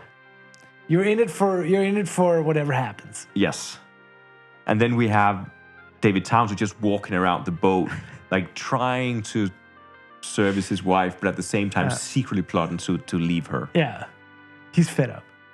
Okay, so there's then we have the flirt between Holmes and Lestenkopf. Lestenkopf. We don't really know whether Holmes is really interested in Lestenkopf. No, we don't know yet. But I guess everyone aboard a ship likes to be treated nice, like a little special. Yeah, and get a little extra cod. Yeah. And some beef. Yeah. And still, we haven't heard a lot about Anne. No. But I still think that she is on board because of Harris. And I think that once they start talking, if she sneaks into him or the other way around, he's also filling her head up with these stories of ghosts and shipwrecks. Or he may forget all about it. Maybe. If, we could hope. Maybe that will happen. But I think there's something delirious about him. He's been sick for so long. Yeah. And, it's not good. And I just want to recognize Jeden's amazing comment. At night, during the storm is slowly brewing. Dark clouds are up ahead. When the whole ship has gone to rest. And so for the first time during this trip, sort of sneaks out of her chambers and dares to wander out on the deck. And she hears all this talk that's going around. Yeah, and I think when she's out on the deck, everyone's asleep, but she sees that in the stern of the ship, silently looking out over the sea, sits Merkuliev, as if entranced. The wise one. The native Alaskan who knows the sea, and he's looking there. And I think that she and she feels that he has seen something. He knows something. He knows what's about to happen, and it's not good. Those dark clouds are not just ominous premonitions. Those are actually disaster waiting to happen, basically. It's a matter of time. So with some trepidation, she sneaks down into the bow, closer to the bow, and she hears a mumbling voice down there. And as Jeden says, she hears Harris talking feverishly in his sleep about ghosts and about the ship going down and about being lost in the waves. And it's almost as if he's dreaming in verse. Yeah. He's so full of emotion and poetry that is even coming out in his dreams. Yeah. And Anne is scared, but she also sees that, well, if that happened, there really is that chance to come and, yes, help her father save the ship, as Jeden writes. I think that works very well. And I think when she comes up on board is when she sees the clouds are gathering and she sees them coming close. The sky is not just dark, it's black. There are no stars. And Merkuliev is just sitting immovable at the stern of the ship, which is moving more and more wildly from side to side. And you can see the sails like bellows being filled up with air. Yeah. And she runs down to wake up her father. Yeah. Merkuliev is just reciting some old Inuit incantation. Some words she does not understand, blowing on the wind. So here we are. Here we are. Anna's woken up the captain. Oh, she's just about to wake him up. Just about to wake him up. And then this happens. Abandoned ship.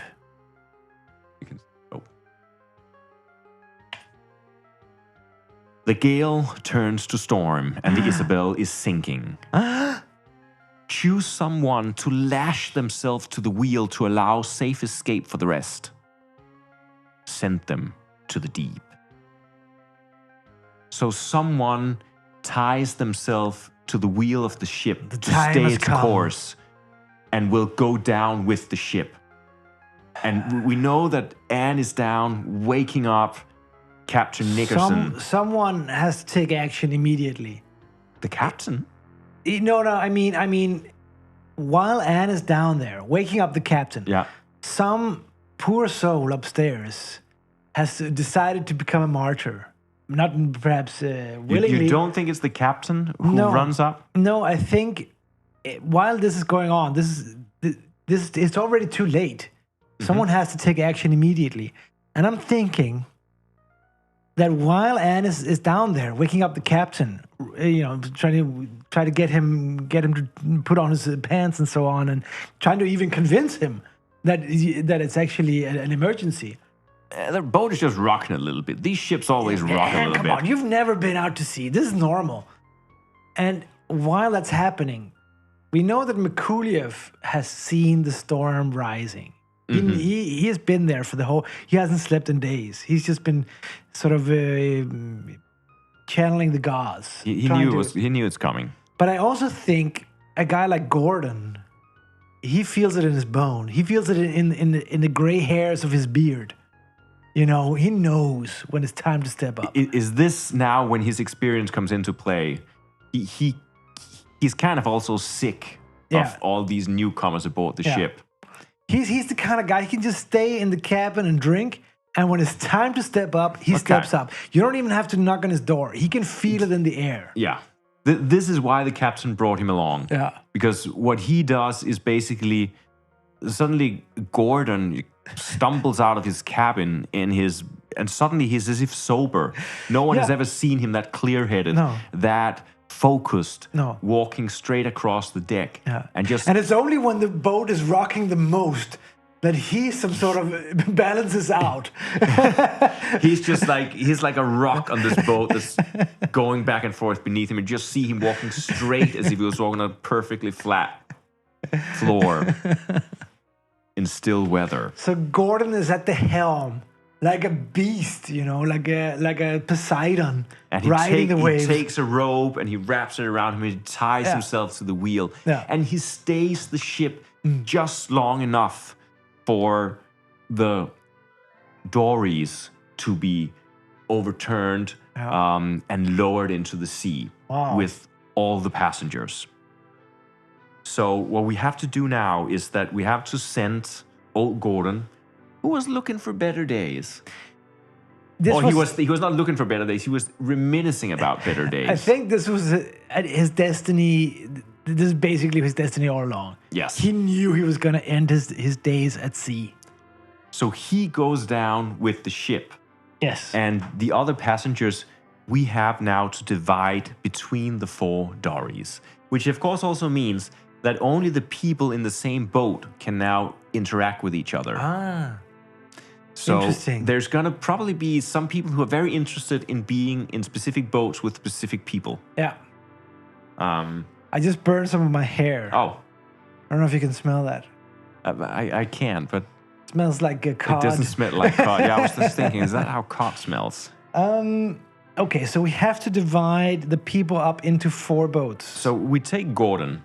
He's out. And we say... Goodbye, Gordon. Goodbye, Gordon.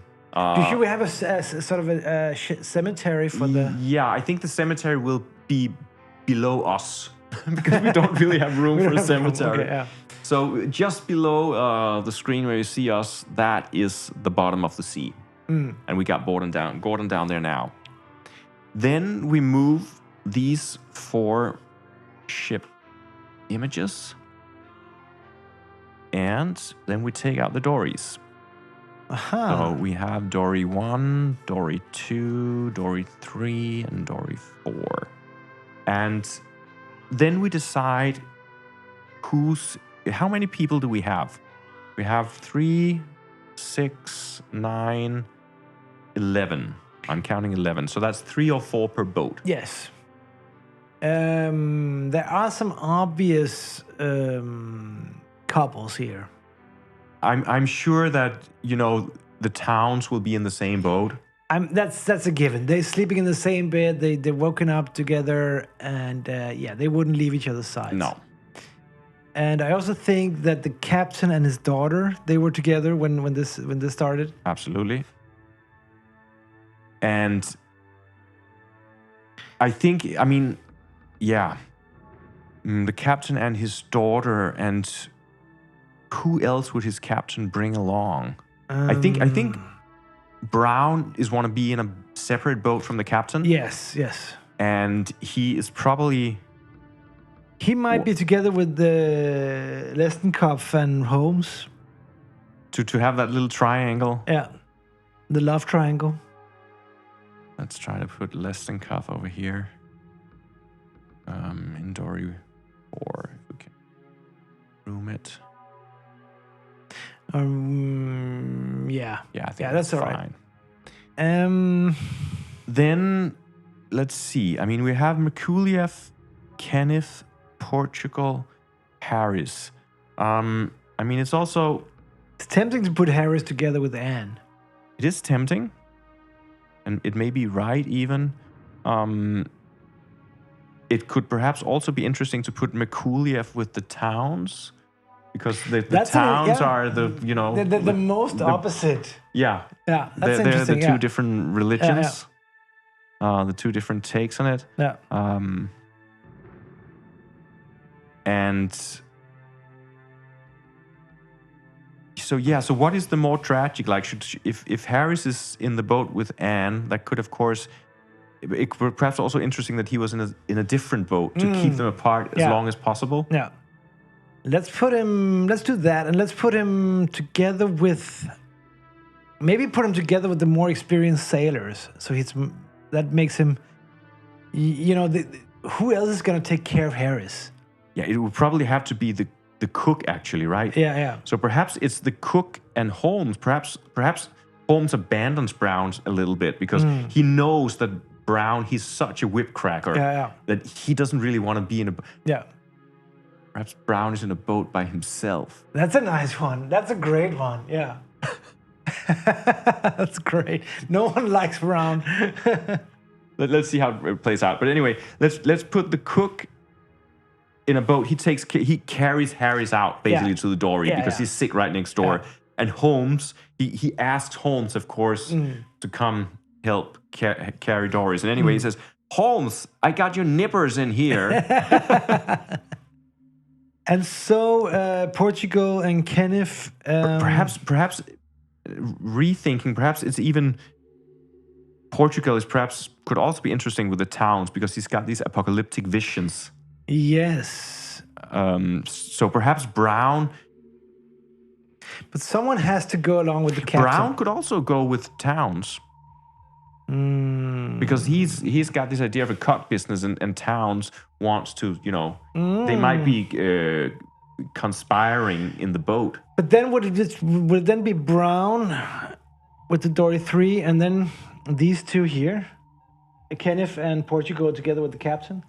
Because I don't think the captain would go alone. No, I don't think. And I think Portugal, he's the one who's been on the ship longest. He's the most stable guy. Yeah, so except for Gordon, who just went down. Yeah. He is probably the one who knows the best. And he does have these awful premonitions. But and then the captain wants someone to protect Anne. And we don't know a lot about Kenneth, but he seems like a pretty capable guy. Yes. He can, can hold his own. And then... But right now, Brown is alone on a boat. And I kind of like that, actually. I think it's fun. I actually also think it's fun. Though I also like the idea that he conspires with David Towns because, David Towns, he's on the lookout for perhaps doing something else. And then perhaps there's an interesting menage a trois between them. And perhaps Mikulev is alone in a boat because... he is... What if we just lose a boat? I mean, we can also lose a boat if we want, for sure. Could lose a boat. Yeah, I mean, we don't need to do 4. No. I was just wondering if there would be... It also is kind of tempting to have like a boat with just one passenger, right? Yeah. So you think Mikulev would take his own boat? I mean... I think that Mikulev a little bit know what's going on. I think he feels, whether it's true or not, that somehow Mother Nature is taking her revenge on the ship.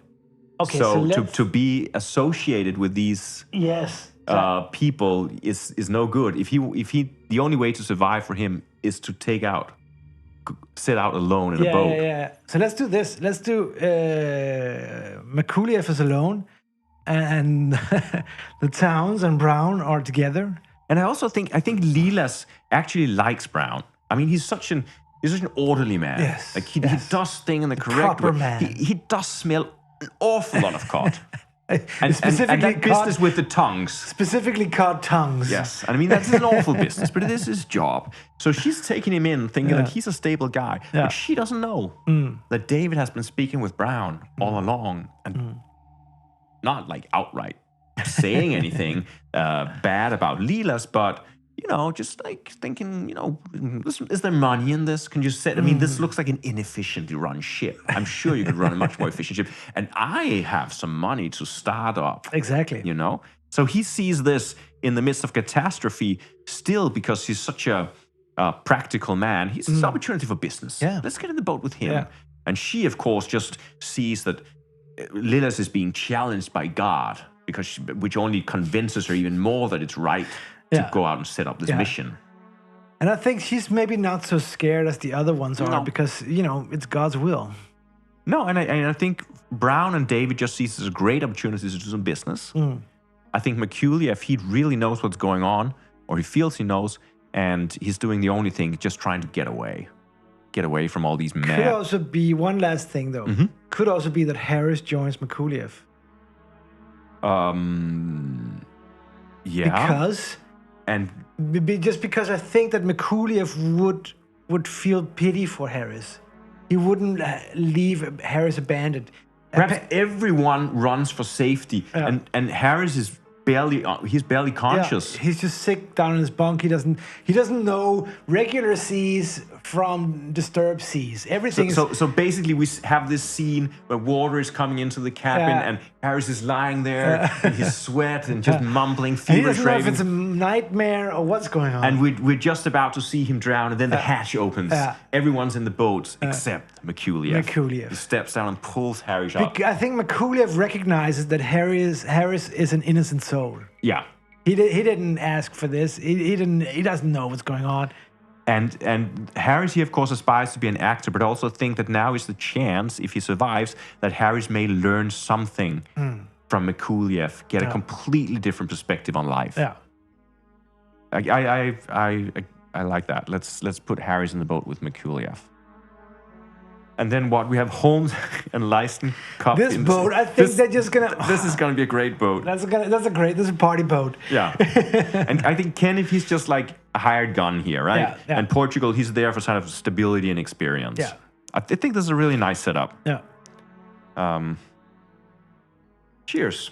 Cheers, everyone. Cheers to lifeboats. Yes. And may you all have several lifeboats for your failed lives. And cheers to Gordon for helping, this story continue. Otherwise, everybody would have drowned. And we would have ended the stream. Yeah, Gordon is a true hero. And right now he's hiding underneath our portraits here. He's in the depth. Where is he? There. Yes. Yeah, you can see. Gordon is here. Get him back in the deep. Yeah. Once again in the deep. Cheers in tears. Exactly. Yes. We're in the boats. It's rough seas, as you can see on all these images of the dories. They're rocking back and forth. Mikuliev is a pretty good rower. And he's got Harris lying. Harris is still, he's waking and falling asleep. And puking. And he doesn't really know what's going on. But delirious. It's like the whole vision he had is just coming. He's living that nightmare. And he can't distinguish anymore. He's just like, what the fuck? And Brown, he's taking charge of this boat. And, David is like, complimenting him about his efficiency, and Lilith, she's just in the stern talking about God and praying and looking out for this island that they're going to. And over here, the captain is protecting Anne, but actually it was Anne who woke him up. Yeah, so it's a little bit paradoxical because he's kind of lost agency here. Yeah, I think he's a little bit embarrassed. Like, he was asleep while this happened. And if he would have been a better captain, he would have sensed it before it even got to this point. Yes. He would have taken down the sails and so on. But I think with the paranoia in him, he is sure that someone caused this. Someone did not do their duty, or someone did this on purpose. He's maybe looking at Portugal and Kenneth and thinking like, what have you been up to? And Portugal says, I told you. Even before we boarded the ship, I told you about my dreams. And it's like, dreams. And Anne, she's listening a little too carefully because she also heard Harris talking about these dreams. So perhaps there is something, and perhaps she finds out that her father may know how to row a boat, but he may not know how to communicate with nature. Oh. And Kenneth, he's just rowing, I guess. Just like, this is always like this at sea. Like something is dawning on him. Like he just wished he was back in his father's the good thing tarboilery. But because I think Portugal is giving the captain a lot of grief because Portugal has seen everything. I knew He knows that with a better captain, this wouldn't have happened. No. We wouldn't have sailed that far north. We wouldn't have, we wouldn't have set sails in a storm and so on and so forth. But Kenneth, on the other hand, he doesn't know anything. He's just like, okay, I guess that's what happens sometimes. Which is why it ends up being the captain really commandeering Kenneth, because you cannot really commandeer Portugal because he just sees this. This is just destiny unfolding. Yeah, and really, if Portugal had been the captain that day, this wouldn't have happened. No. Oh, you think he's? Yeah, he would never have left port, right? No. Yeah. Portugal would have probably been too scared to leave port, though. So it's a mix. Yeah, I just think that it was just a dumb idea to go on this trip in the first place. Yes, but I also think that with the right captain, with the more experienced captain, some also maybe perhaps a captain that would have listened to Merkuliev or Portugal would have maybe not taken so many chances.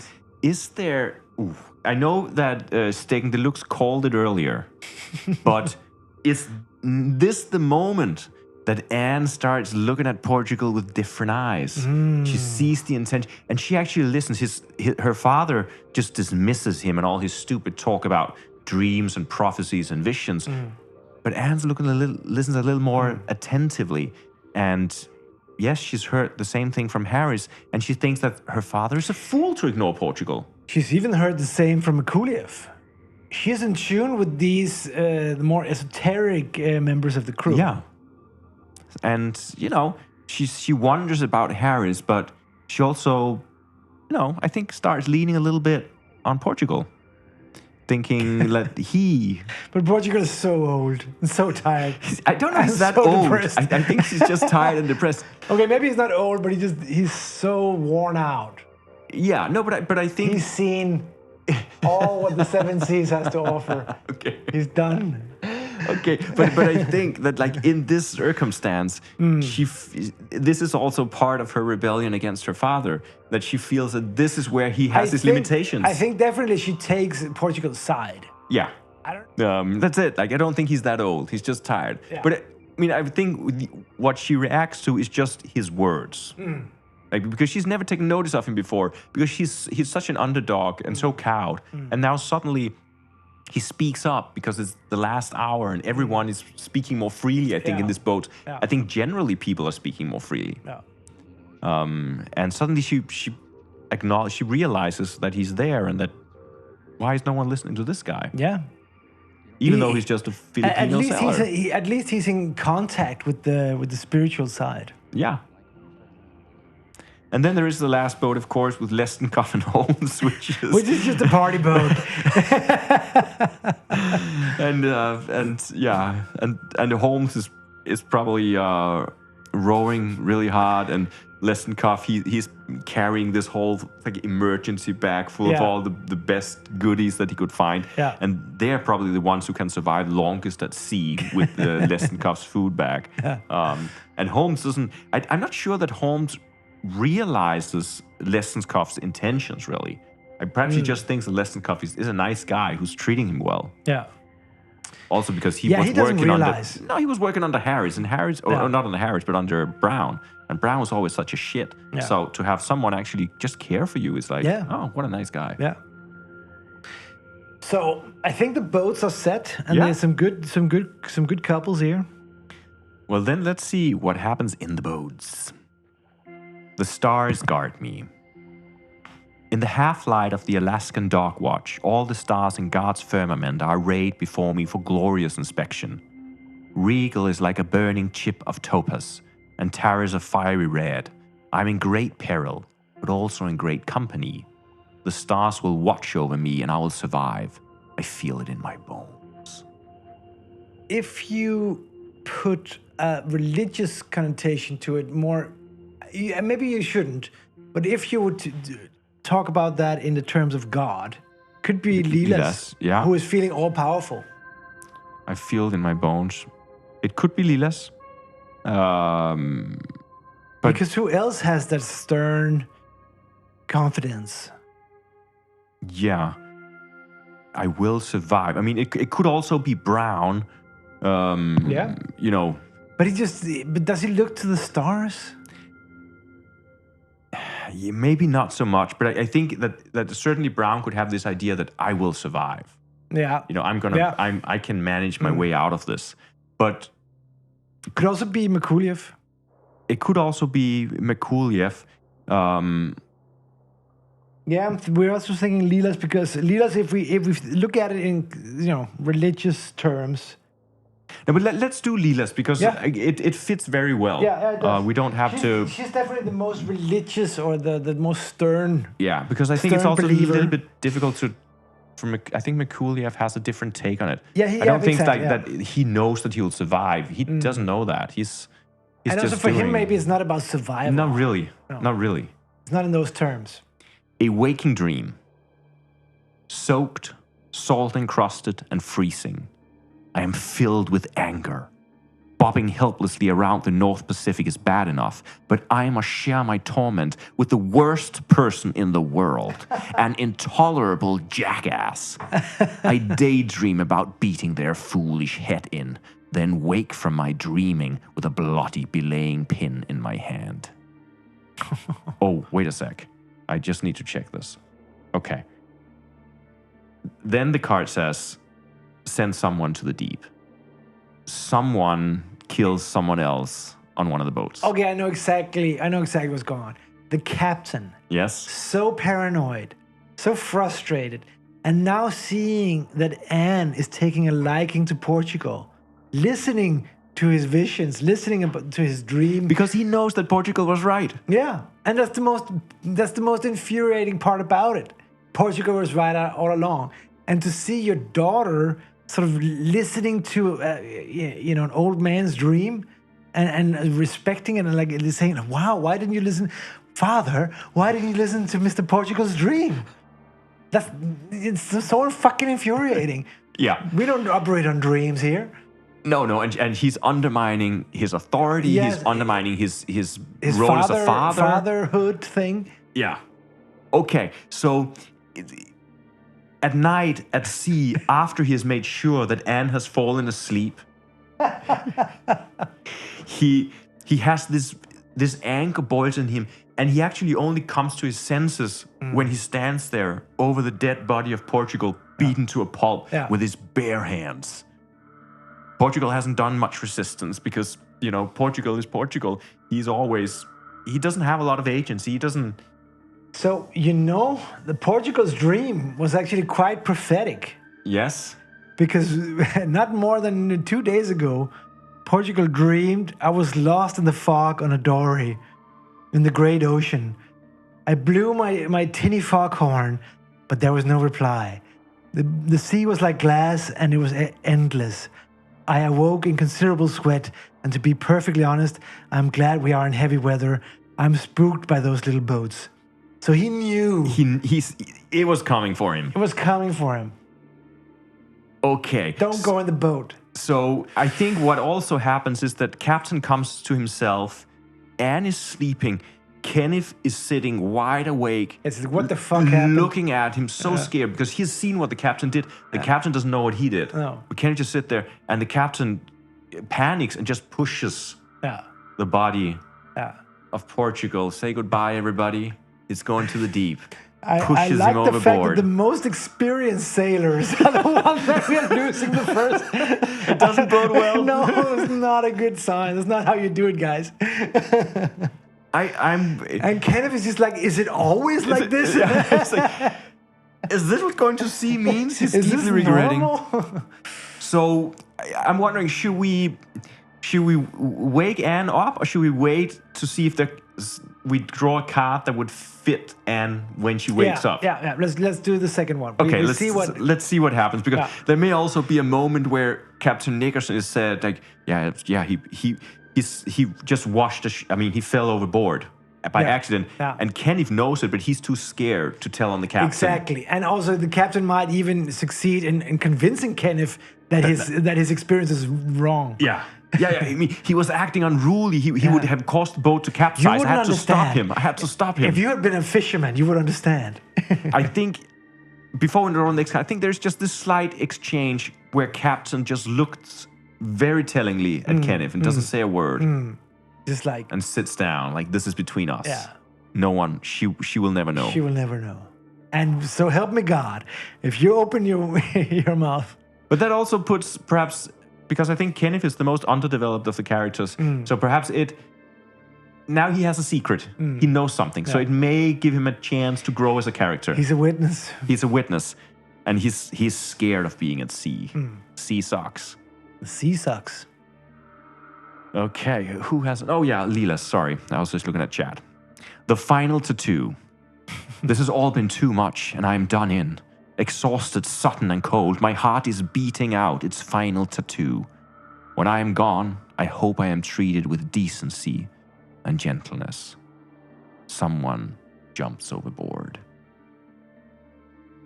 Someone jumps overboard. Is that This the has same all person? been too much, and I'm done in. Someone who just can't take it anymore and hopes to be treated with decency and gentleness. So someone who feels that they have been abused. It could actually be Portugal.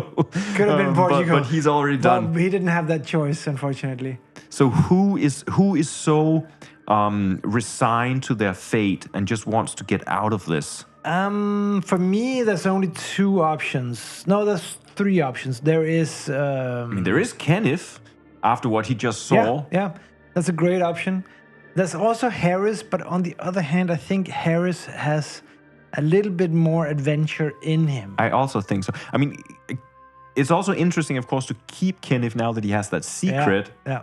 But there's another one. It could also be David Towns that is realizing that this is going nowhere. Way too much. Yeah. This is too much. Because he thought like, oh, this is this nice cod fishing adventure. Yeah. And now I'm in the boat with Brown, and it's horrible. Yeah.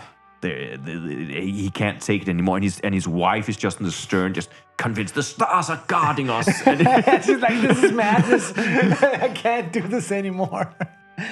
and he can, but then again, would he off himself? Isn't he too subservient? Then it's a tough one. Yeah, but that's what I'm saying. Could it be Lessenkoff or Holmes? Not really, right? No. Mikuliev? No. Then What about... Then it should be more because of a self-sacrifice that Mikuliev sacrifices himself to the sea in order to stop the gale. No, but I don't think he would abandon Harris. Harris could do it, but yeah, it's a shame. What about Brown?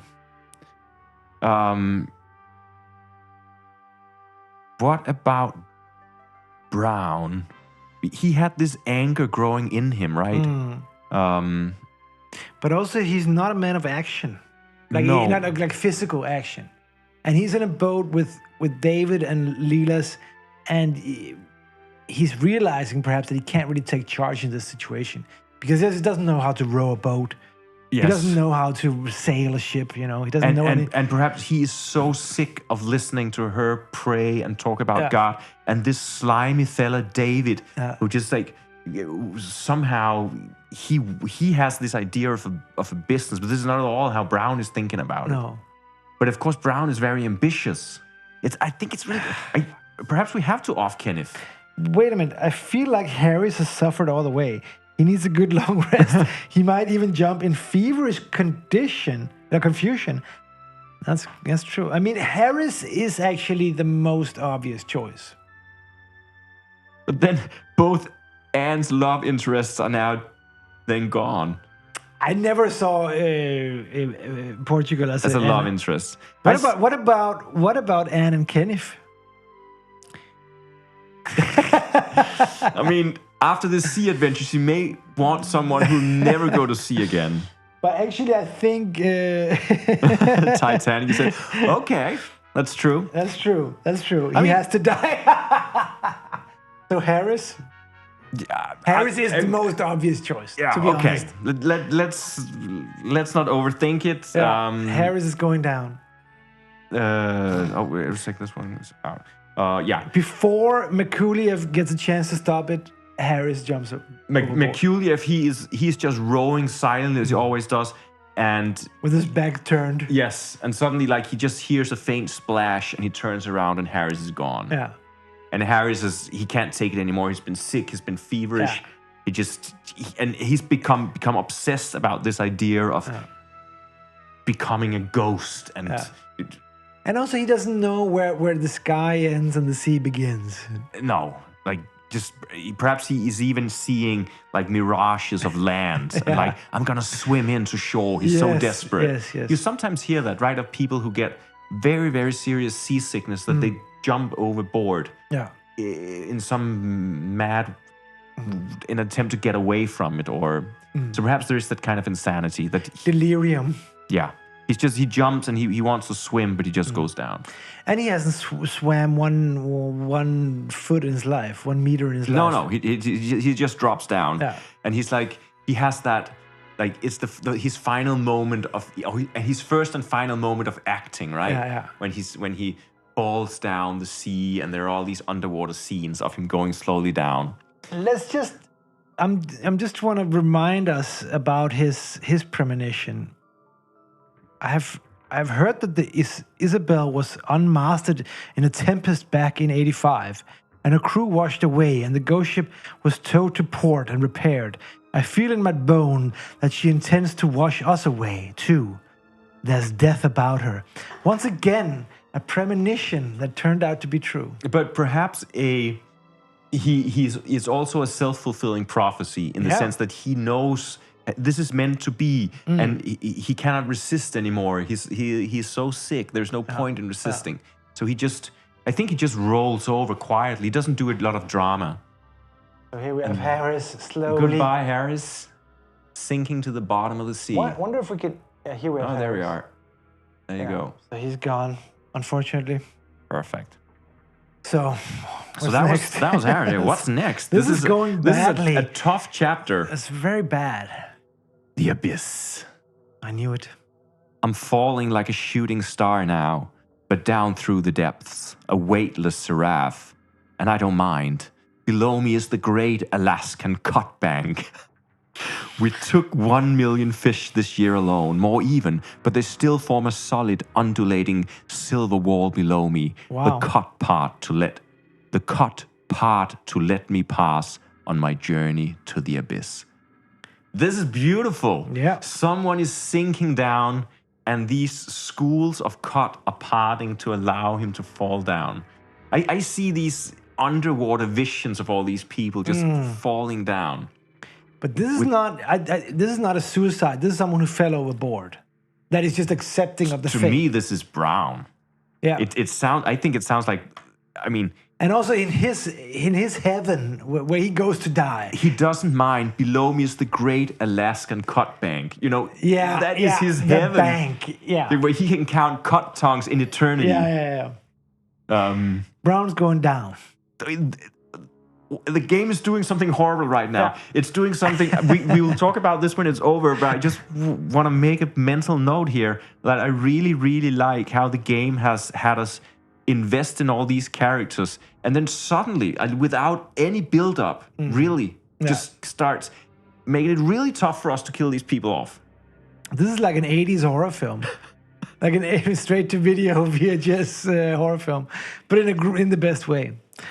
But I think he falls overboard because Leela's Towns, she's in the stern of the rowboat calling out for God. And David, he's so intense on making this connection to Brown that he stands up in the boat and makes it unstable. Exactly. I'm thinking that is David's doing, not on purpose, of course. It's an accident. Yeah. But David causes an accident on the boat. Yeah. And when Brown realizes his fate, he actually turns it into a positive. He actually, like it says, he sees the cut bank. The cut bank, and how beautiful it is. And what David sees is his fantastic business opportunity and his one chance to get away from his wife. His potential business partner. His one chance to get away from his wife. Yeah, just Brown. Falling all the way down to the bottom of the sea. Brown is going down. That was the abyss. Ready for more, Joy? Yeah, let's go. 4 months Who and will 3 survive? days. Who will survive? I have no idea. And we're only in chapter 2. Okay. 4 months and 3 days. That's how long we're supposed to be away from San Francisco. I have business there. Someone waiting for me with loving eyes. A baby will be waiting for me. 4 months and 3 days would be very welcome right now as the remorseless gray waves hint at eternity. No one goes down. No one goes down. But someone has a life back in San Francisco. Could it be Kenneth? It could very well be Kenneth. Yeah. He has wife and child and... Why did he come here? I think, like so many others, he has this controlling father who wants him to take over the tar business. And Yeah. I mean, just as much as you can hate the stench of cod, you can hate like the stickiness of tar. He's always covered in tar. He's, but he has a wife and a kid. Yeah. So there may also be, there could be many things. And perhaps we also don't quite know it. But there could be a rift in the relationship. Perhaps thinking back to the wife is basically that he has parted ways with his wife, and he's dreaming, he's wishing that he didn't go and that he would still be with her and Could with also the child. just be like a more lower class, working class. If he didn't take this fishing job, there wouldn't be a family when he came back because they wouldn't survive. That he did it for her. Yeah. Perhaps, but then we would have like a story that either he didn't want to take over, perhaps he didn't want to take over his father's business. He was so stubborn, he was so sick and tired of this tar business. And his father kept telling him, but you have to do it. And in order to prove his father wrong, he said, I can go into a different business. Yeah. I can be a cod fisher. And his father was like, you idiot. You've never been on a ship in your life. You have to be born at sea in order to have the job. No, I can do it. And now he's in this boat regretting. You should not have done it. And he's just witnessed the captain murder Portugal, who was the only person who actually spoke the truth. But no one goes down. No. But I think this is for him, right? Yeah. Yeah, totally. I love this. Yeah, that's totally for him. I think we're starting to get a little more flesh on the bone with Kenneth. Yeah. We're also, if you notice it, guys, starting to get more space on the table. Which is great. Which is great. Maybe we can light some more candles. Okay, let's see what happens. My Beckwith. Our fishing boats are Beckwith dories, that's the kind of brand. Made of sugar pine and fir with oak rails. Clinker built and 16 feet in length. They're easy for one person to handle, being very beamy and small. I like this boat and can hand, reef, and steer her with ease. I believe I shall make for Kodiak. Kodiak? Let me just see here.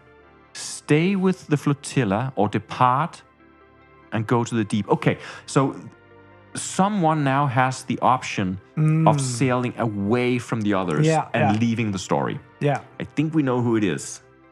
You're thinking Makuliev? Yeah. I mean, Harris fell overboard. He's gonna be blamed. And he's the one who can say something like, I'll sail for Kodiak. Like he knows where he is. No. I mean, these other people, what do they know? Also, I think it has to be Makuliev because David doesn't know where he is. And idea. Lilas doesn't know where she is. Maybe Brown knew where they were a little bit, but that's too late. Certainly not David. The captain wouldn't leave the story like that. No, I think it would be Lestenkoff and Holmes, unless they. No. We need more flesh on those two guys. I think Makuliev has to do it. Yeah, and I think it also makes sense. He's also traumatized. He just saw Harris. Yeah, but I also think, I mean, kill himself. Or not kill himself. And he's also a native Alaskan, and he kind of knows if I hook up with these crazy capitalists from San Francisco again, I mean, he's gonna hang. Yeah. He let the young poet die. We can't. Yeah. So Makuliev, who saved Harris, and Harris unfortunately offed himself in a delirium, and now Makuliev is not going to the deep, but he is sailing right out of a story into safety, getting back to wherever he came from. Also, he has that story that he, hadn't been away from his people for so long. So I think his story arc is to return to his people and to his own ways. And also, he's the only one who can find his way in these seas. Yeah. But he probably went to San Francisco when he was younger, lured by the sense of adventure and the big city. And now he just longs for quietude and the lands where he grew up. Definitely. So we're going to send... And he recognizes Kodiak the island because he knows all the islands around here. Exactly. And he's really the only one who knows, which is probably why Captain Nicholson curses that he's not in his boat. But he had to go and fetch Harris. Yes. He was the only one. He was the only one who did it. None of the other, none of the crew even remembered that Harris was on board because they hadn't seen him for 2 days. No. Now we can actually make a doom pile on screen, right? Doom pile, yes. So we can always see the last one to go over that's here by nice. the candle. That's nice. Is that good? All right. I mean, not that I think that any more will go down, but or I actually do so. So okay, next one. This is tough. It's it's going fast. Too soft a word. I share this little boat with the principal architect of my ruin. The person whose gross negligence and criminal greed have brought us to this crux. The Isabel was rotten, and I must rub oilskin in cramped quarters with the very source of the rot. Hate is too soft a word. Wow. What I like here is that what's happening now is that because we have fewer and fewer people to choose from, we have to inject conflict where we didn't necessarily think there was conflict. And I think this is also really the effect of the situation. Yeah. It's bringing out conflict. Yeah. I'm thinking with this card, I mean, I know we don't have a lot on Leston Coffin Holmes, but I'm almost thinking about Leela's, that she thinks that it's her husband's incompetence. I was thinking, the funny thing because is... he was the one who made Brown fall overboard. But I was thinking David was thinking this. David Towns was thinking that this. That is Leela's incompetence, or that she has, by being but it's so... not incompetent, it's greed. Her greed for God. Negligence and criminal greed. So... But no one is going down, right? No one is going down. So it's just an inner monologue. It could be both. Because I think they, deep down, they hate each other.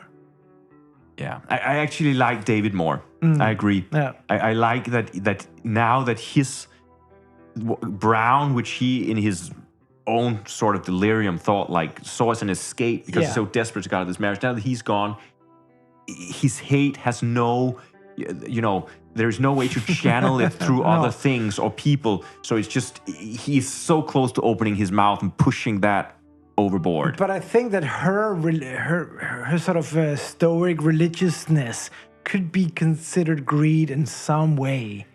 She's greedy for God. Yeah. She has this Messiah complex. She thinks she's called upon to convert the heathen in these northern lands. Yeah, and she's just pure arrogance. Yes, it's so arrogant that she's above everyone else. Yeah. And she thinks that she's meant to come and convey the word of God. Yeah, and it's pure arrogance. Arrogance is the same as greed in a way. Yeah. Let's put this on David. Yeah. Perhaps we can pull the boat down a little bit and pull.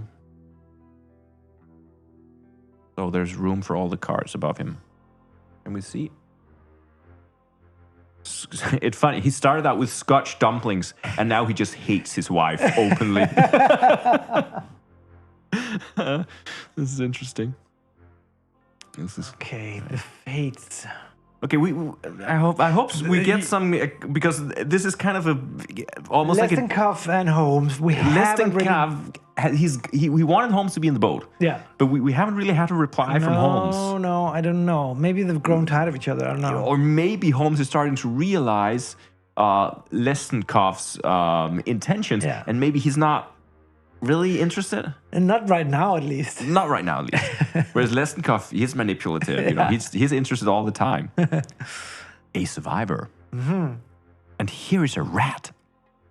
Spiky with block grease and evil to look upon, that somehow survived the calamity and has made its way into my dory.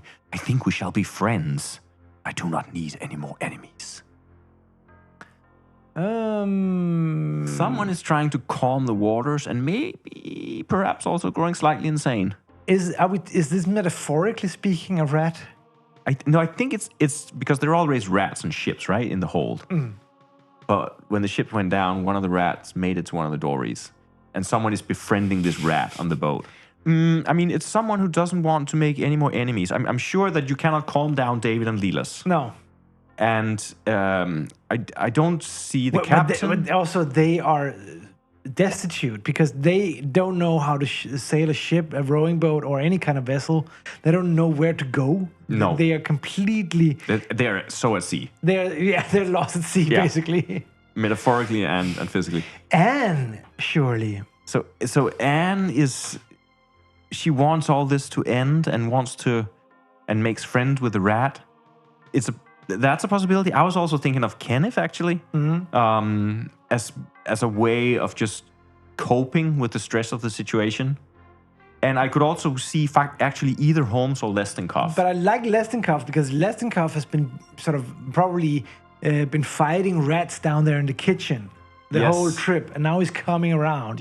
It's one of his old enemies, and now he wants to make friends with it. Yeah. Yeah, and of course also because if someone knows how to eat a live rat, it would be Lestenkov. Yeah. He can prepare rat. We're gonna put the rat friendship on Lestenkov, who already shows that he has affection. He's Yeah. actually kind of a loving character. I mean, He is. He is.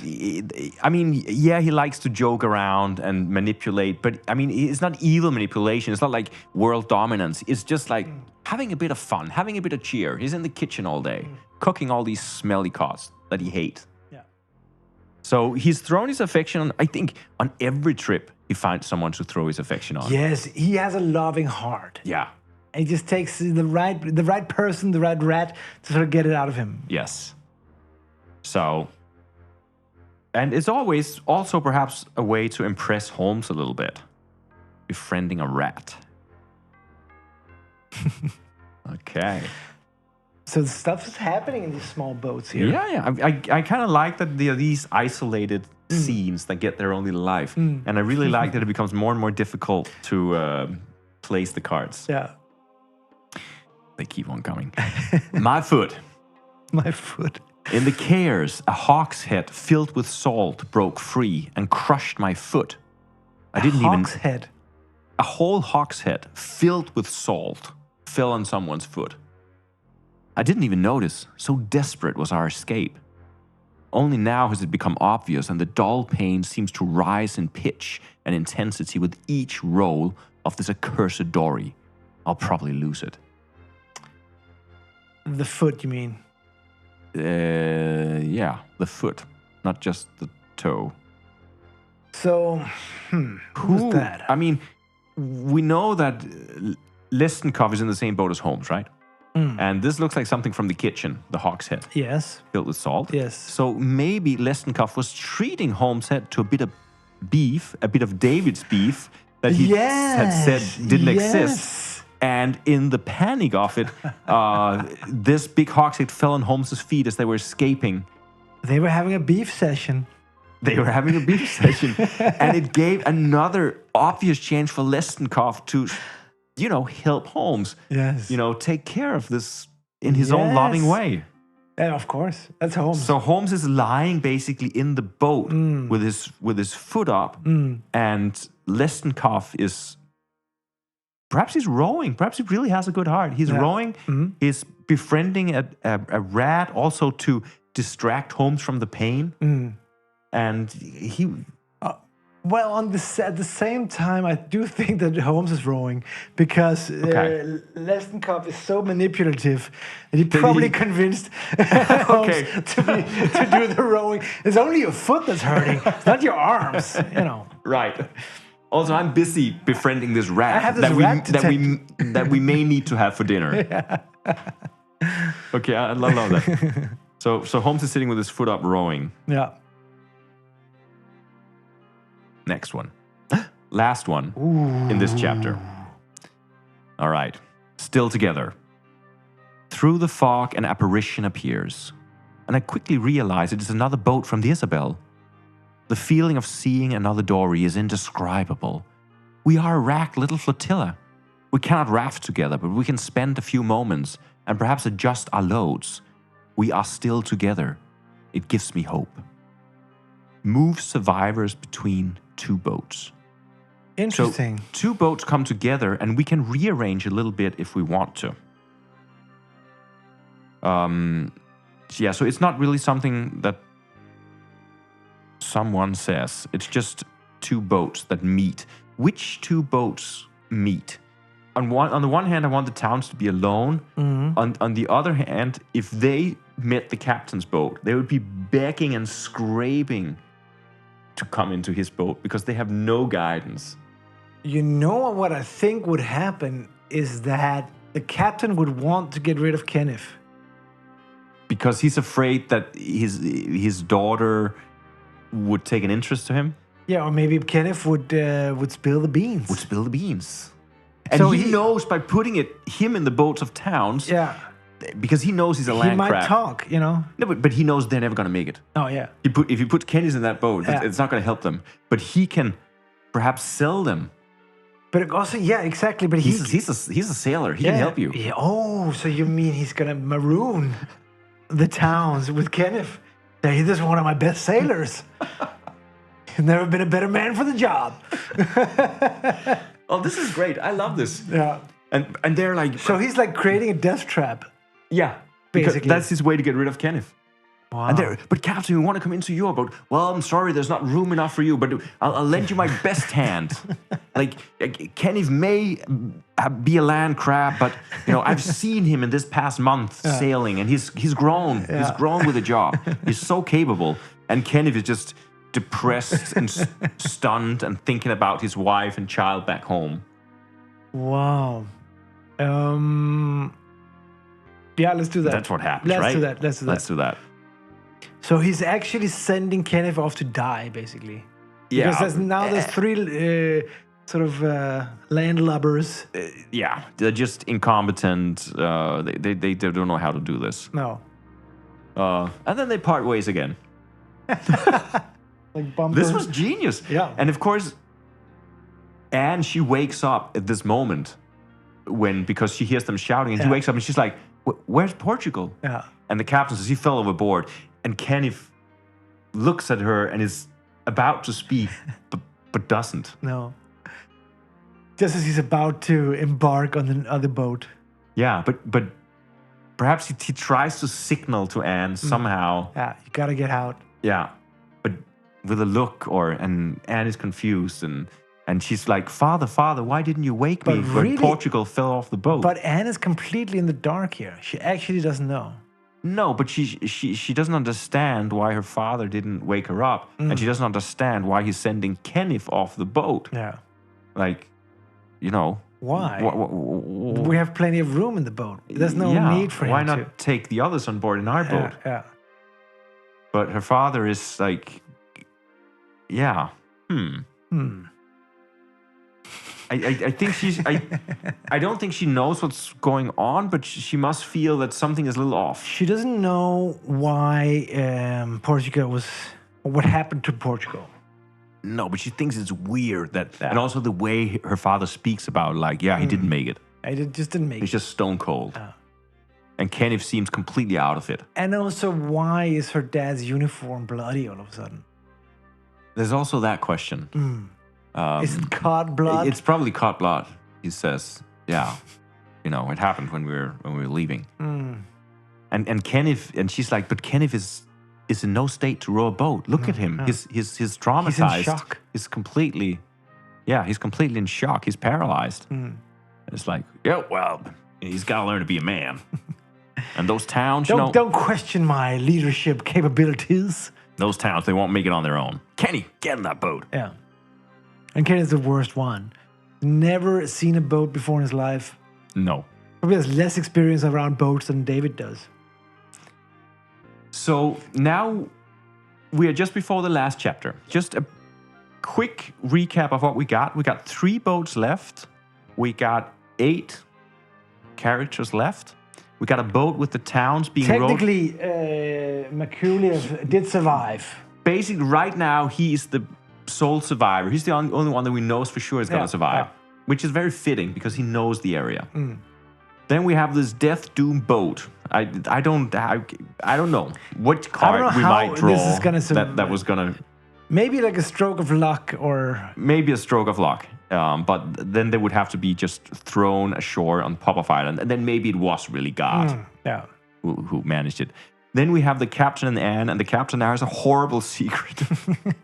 And Anne knows that something is wrong because she knows her father. She can sense it. And what she can't sense is that her father has now become a murderer. Yeah.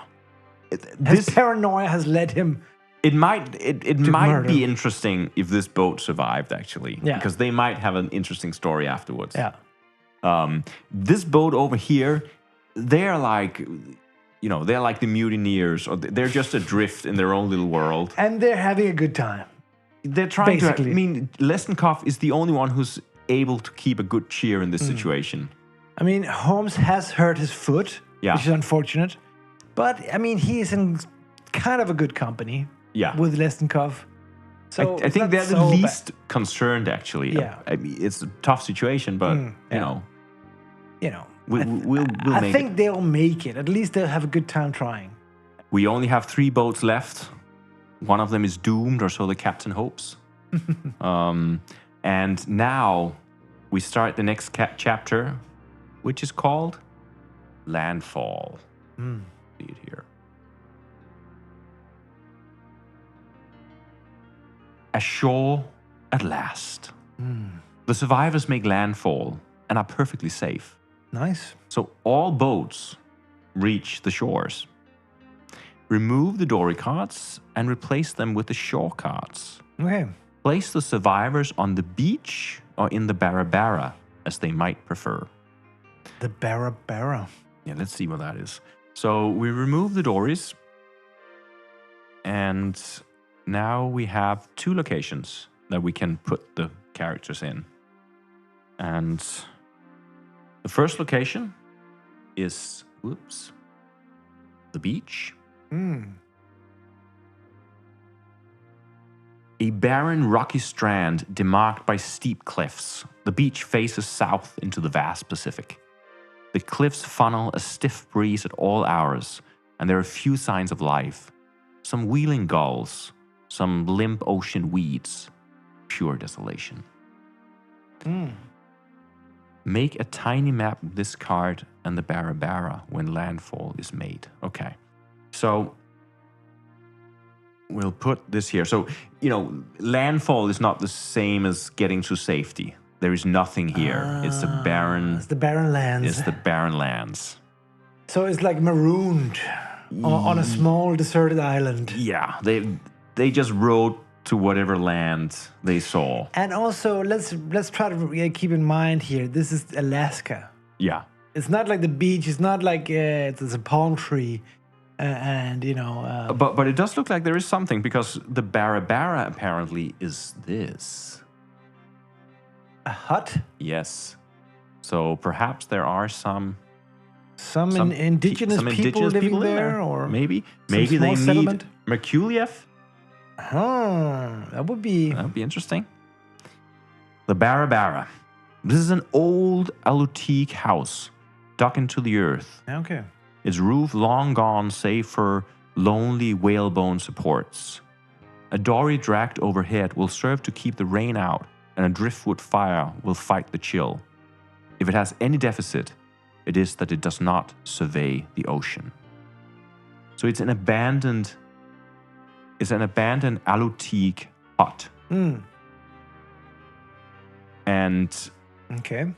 so the 2 things are, it seems, that the beach is, just going to move this a little bit. The beach is facing the ocean. So from the beach, you can see if any ship comes by, that'll pick you up. But the barabara is probably more comfortable. But will anyone ever notice that you're there? It's a little inland. So you have to choose. So who wants to be where?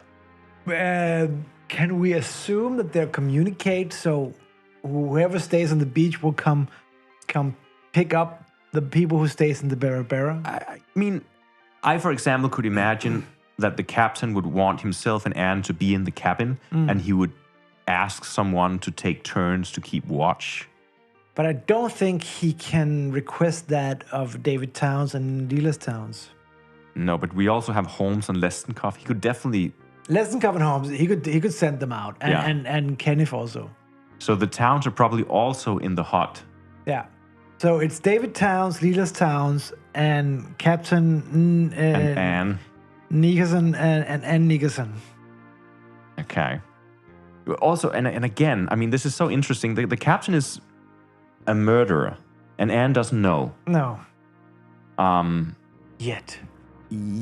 And of course, in some way, David is also a murderer. He was actually the one who rocked the boat. Yeah. And made Brown fall overboard. That was not intentional. That was just, you know, he didn't know any better. No. He doesn't know how but boats who work. knows how Leela judges him, especially now that David is starting to vent his anger and his hatred for her. So there's a lot of tension. Maybe David has reached the boiling point. He can't keep it in any longer. I think that was really what that last one said, right? That he hate is too small a word, I think it says, or something like that. There's a lot of tension in this cabin. Yeah. And Anne is, of course, I mean, she got the adventure that she asked for.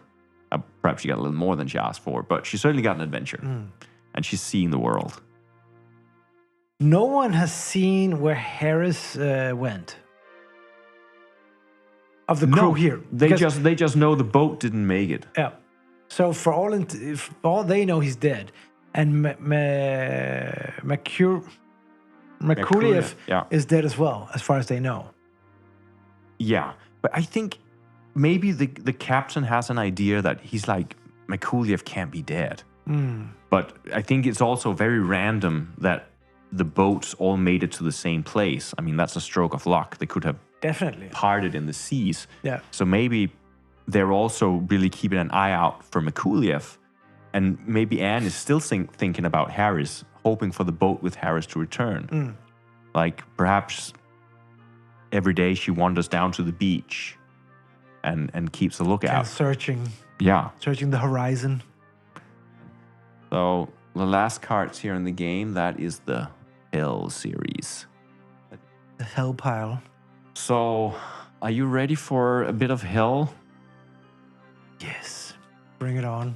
Bring it on. Okay. Can't possibly be worse than what we've already been through. No. Should we just chin? Yes. For entering the flames of hell? Cheers for the 7 seas. Cheers for the 7 seas. And all the horrors that they contain. I mean, this game doesn't kind of want you to become, it doesn't make you want to become a cod fisher. I don't think I had changed my mind on that in that regard, really. You were moving in that direction, but now you're certain. It's good that this game has clarified it for you. Yes. Okay, hell, here we go. Dry throats. It is May in the Shumakins, and water should be the least of our concerns. But nature has been perverse, and it refuses to rain. Wow. I'm so very thirsty and so very weak. I wrung some muddy slit out of a tuft of lime grass, but the effort exhausted me and it was undrinkable. I'm gonna die here, eventually. Someone is that could of course be anyone. Someone is about to give up, but you're right, it could be anyone. But let's see, I mean, we know that Holmes really has hurt his foot. Yes. And I'm pretty sure that without treatment, that foot has not gotten better. And also maybe Holmes is starting to catch on that Lestenkov is interested in a little bit more than just, hanging out on the boat or hanging out on the beach. Lestenkov is getting kind of touchy, and he's getting to be a little bit much.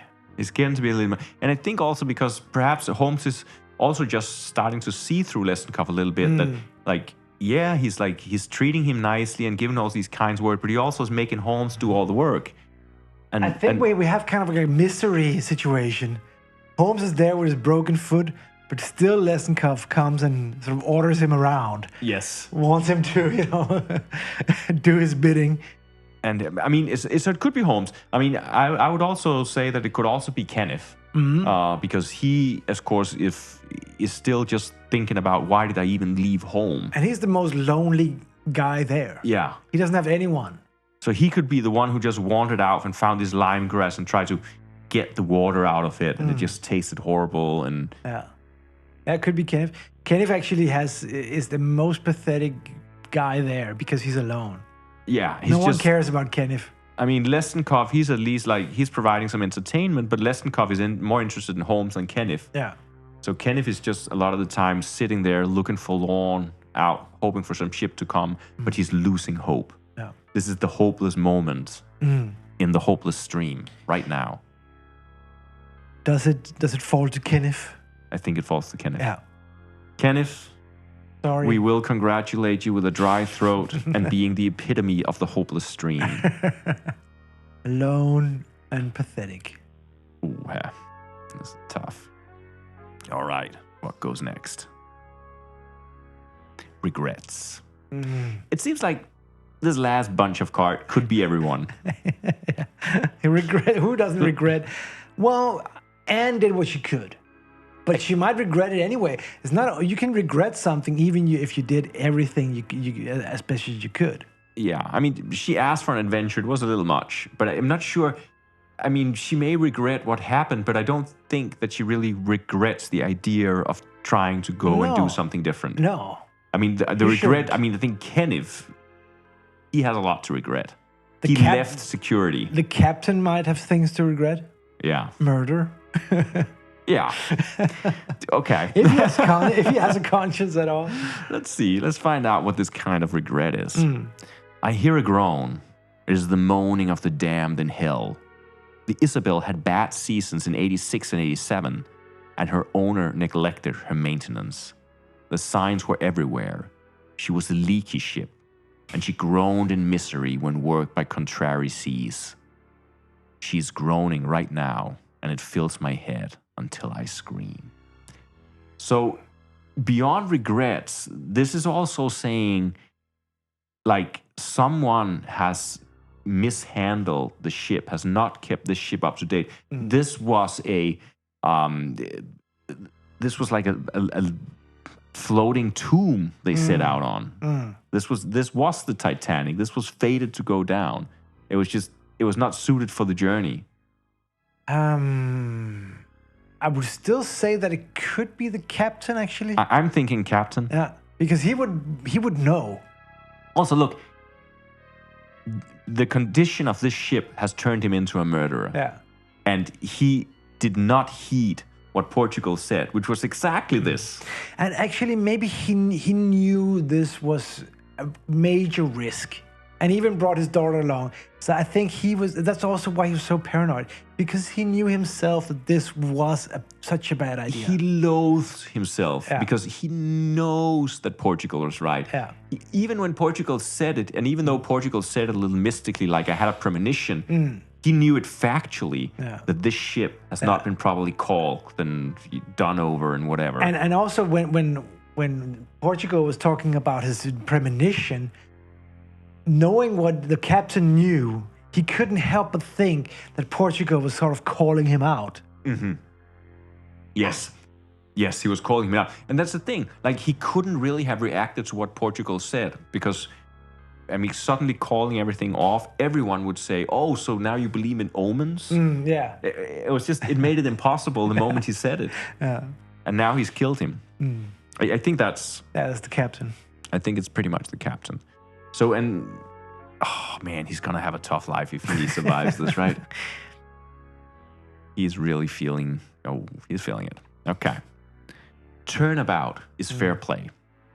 We need food, and I was elected fisher. In a dory, after many hours, my line tensed, and I brought in a great, big, beautiful cod, the largest I have ever seen, easily 50 pounds, and very lively. And somehow, it knocked me over the gunwale into the ocean, and to no great surprise, I'm too weak to save myself. Someone dies. Is it Holmes? Someone is sent fishing in a dory, and someone who is not... I was elected fisher, so it's someone who's not a fisher? Could be. I'm still thinking it could be Holmes. With his bad foot? Yeah. Is it again Lesnikov manipulating him to... But wouldn't Lesnikov think that this is kind of dangerous? I think Lesnikov is also just lazy. Yeah. Who else would be elected? Would Kenneth be elected?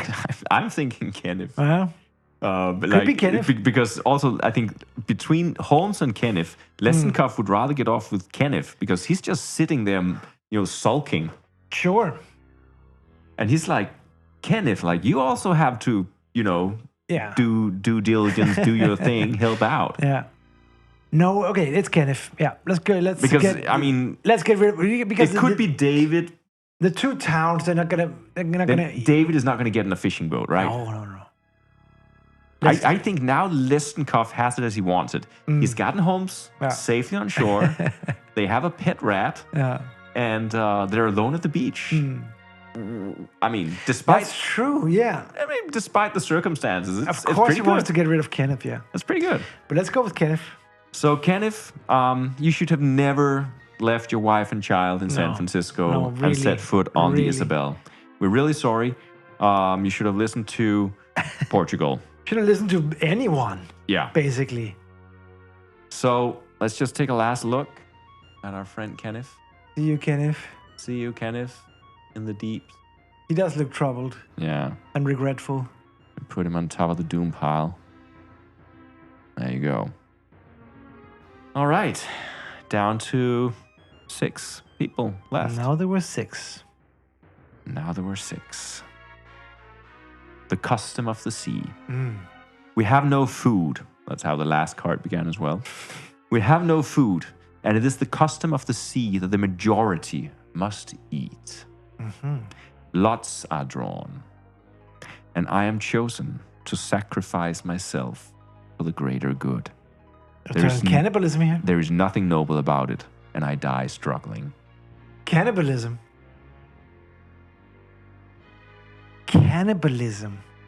Okay, someone dies, and any of the other survivors who refuses to partake of the corpse as it's written also dies.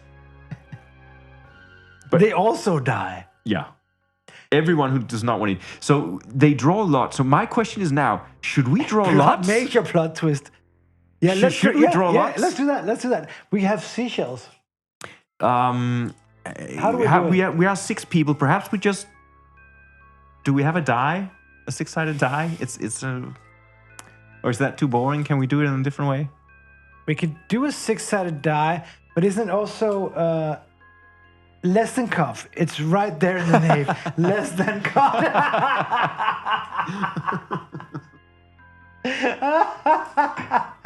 Okay. That's brilliant. That's pretty good. But I still think we should draw lots. We'll take your suggestions here as a kind of bet. Who is it that's going to lose this? Yeah, let's do that. So Stegen is betting on Lessenkopf, and Jeden is betting on Lilas. But the die will decide. Do you want to have the honor? Should we do 1, 2, 3, 4, 5, 6 in a circle, beginning with Lessenkopf? Yeah. Okay. Lots are drawn. Someone. So first we go for... I guess we just go for who's eating. Who has to sacrifice themselves? Yeah.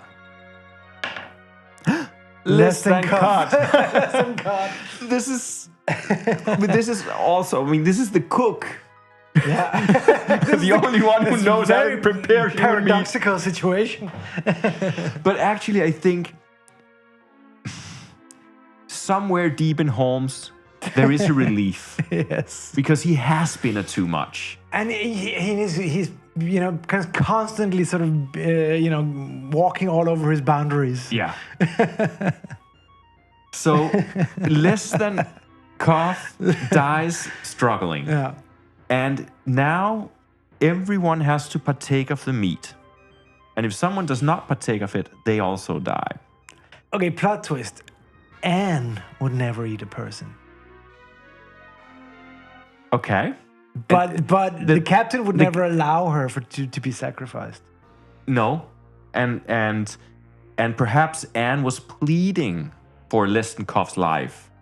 Saying nobody needs to die. Yeah, what are we doing We'll here? find food. They're fish in the sea. We know that we sent someone out and he drowned. Doesn't have to be like this. But that was because you sent Kenneth, who don't know how to row a boat. So okay, Okay, so Lesnikov is chosen, and he, of course, remonstrates with everything. He's pleading for his life. Yeah. He's like, he cannot consign himself to his fate. But I do think that Holmes would have no qualms eating Lesnikov. Okay, yeah, but that's perfectly fine. But I do also think that Captain Nicholson is relieved.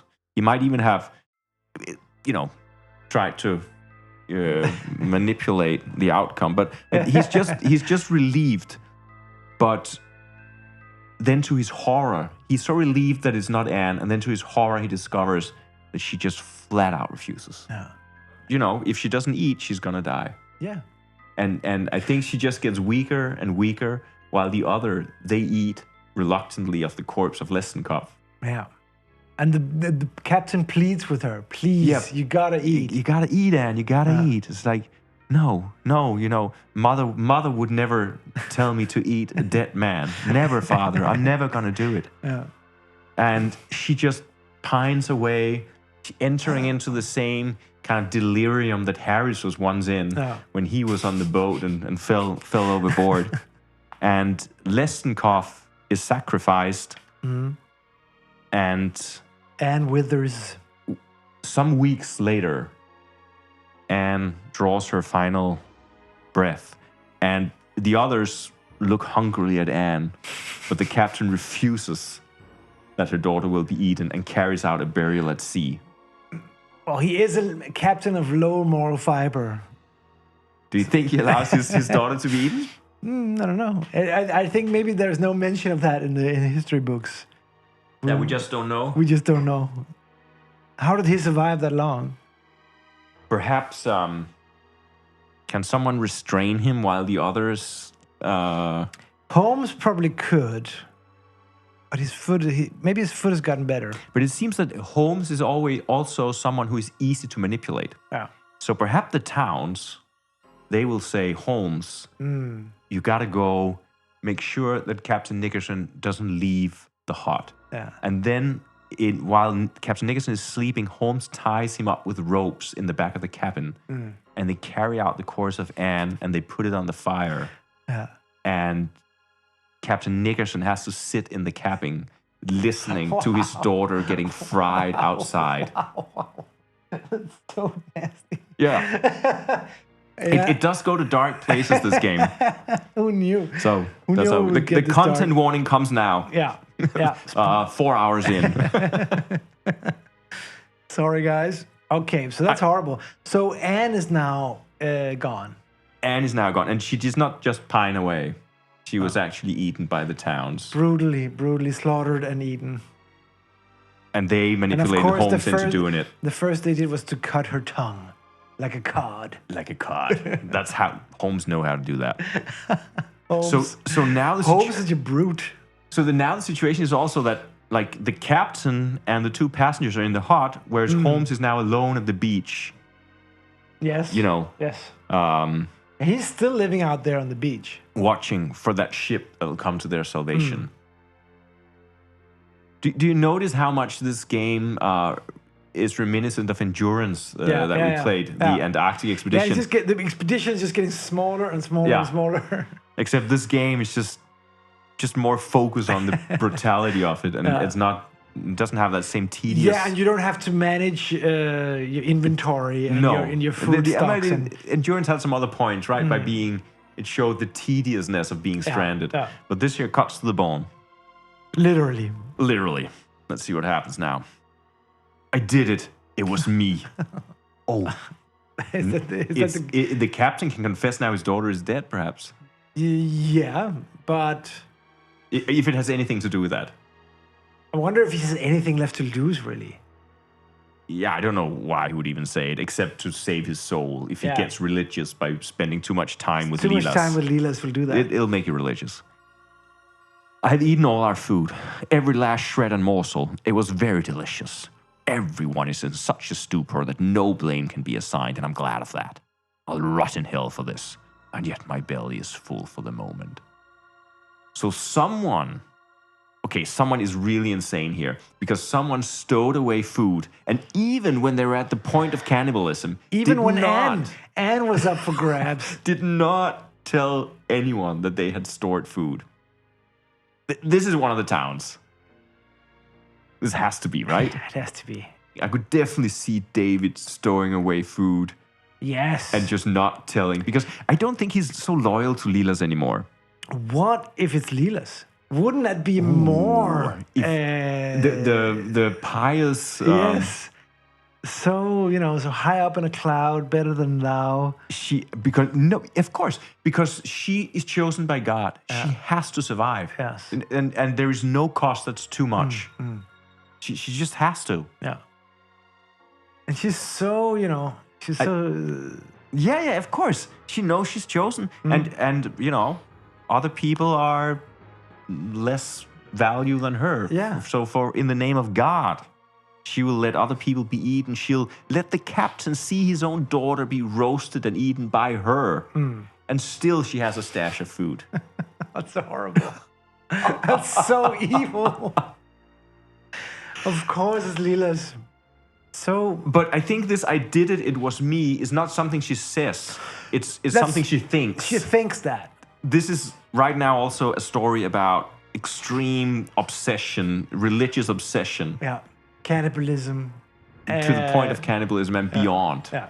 Because this is actually worse than cannibalism almost. Like not saying you have food when someone is being cannibalized. It's much worse than just pure cannibalism because of hunger and survival is one thing. But cannibalism when you have a nice, fried chicken. I mean, to be honest, it was probably cod. It probably wasn't fried chicken, so that makes it a little better. God, let's go on. Yeah. Through hell. Through hell. When you're in hell, just keep on walking. Yeah. Mercy. It is with the last of my strength that I make the effort to cut a throat with a cut knife. It is not an act of malice, but one of love. That could be. That could be one of the towns, as I would say. Send someone to the deep, or fail in your errand of mercy and go to the deep yourself. So someone attempts to cut the throat of someone else, and they can either succeed or fail. And if they fail, they die themselves. So who wants to cut the throat of who? I'm thinking that either. I think David wants to cut the throat of Leela's. I think so too. But I'm not sure he succeeds. Most likely he doesn't succeed. I think that Leela's made David watch her eat without sharing anything, and also told him not to tell the others. Maybe David knew Holmes could cut the captain. Yes, but does he have a motive? Not that strong of a motive, Not super I think. strong. I mean, he held the captain back. So he already violated the captain in the most brutal way. Then of course that would be the act of mercy, because it is framed as an act of mercy, right? With the last of my strength, it's not an act of malice, but one of love. Okay, that changes things. That changes things a lot. You might be onto something. Mercy killing. Yeah. So Holmes, in order to somehow, relieve himself of the guilt that he's carrying, and to because the captain has been staying in the hut. He hasn't left. He hasn't eaten. He's just sitting there. He's not talking. No, okay, that makes total sense, Tegan. Yeah. Yeah. This is great. Okay, that's what we do. So the captain, he's almost waiting for it. He welcomes the cut knife's blade. Maybe the captain has been tied down since the murder of his daughter. They haven't dared to let him out. Or perhaps they have removed the ropes and he still just sits there. Yeah. It's just like a statue of their guilt. Yeah. And so they have to get rid of him. Or Holmes has anyway. Oh. He was tasked with the. So now we have such an interesting thing here, that we have basically the towns, which I guess still must be the upper classes aboard the ship in the hut. But and then outside they have Holmes, who is now their only guardian. So he's sort of like a guard dog or something. Yes. quite pathetic. He's like the servant of the towns, Yeah. and they treat him like a servant now because there is no captain to be like a middle position between them. But the absurd thing is that there's no reason to uphold these arbitrary class system here in a deserted island. They continue. Yeah. And Holmes can't really do anything. Holmes is capable of killing them both. Yeah. But he somehow he knows his spot, you know. Yeah. He is where he is. Yeah. And I think perhaps his foot is slowly healing. And I mean, things are going horribly wrong, but I could actually see this story being told by Holmes. Yeah. Found as the last survivor by some drifting ship. Yeah. And telling this whole story. But okay. All right. Let's see what happens. Maybe he rebels. Preaching. Okay, here we go. Someone is preaching now on the topic of Paul and his shipwreck. And it is loathsome to my ears. I cannot hear it. I curse the sound of it. Curse God and all gods. I shake my sore-covered fists at a sky that never darkens. I will die with venom on my broken lips, or I will silence that preacher forever. Okay, so we kind of know what's happening here. Lilas, I think it's your time. But is it David? David is not preaching.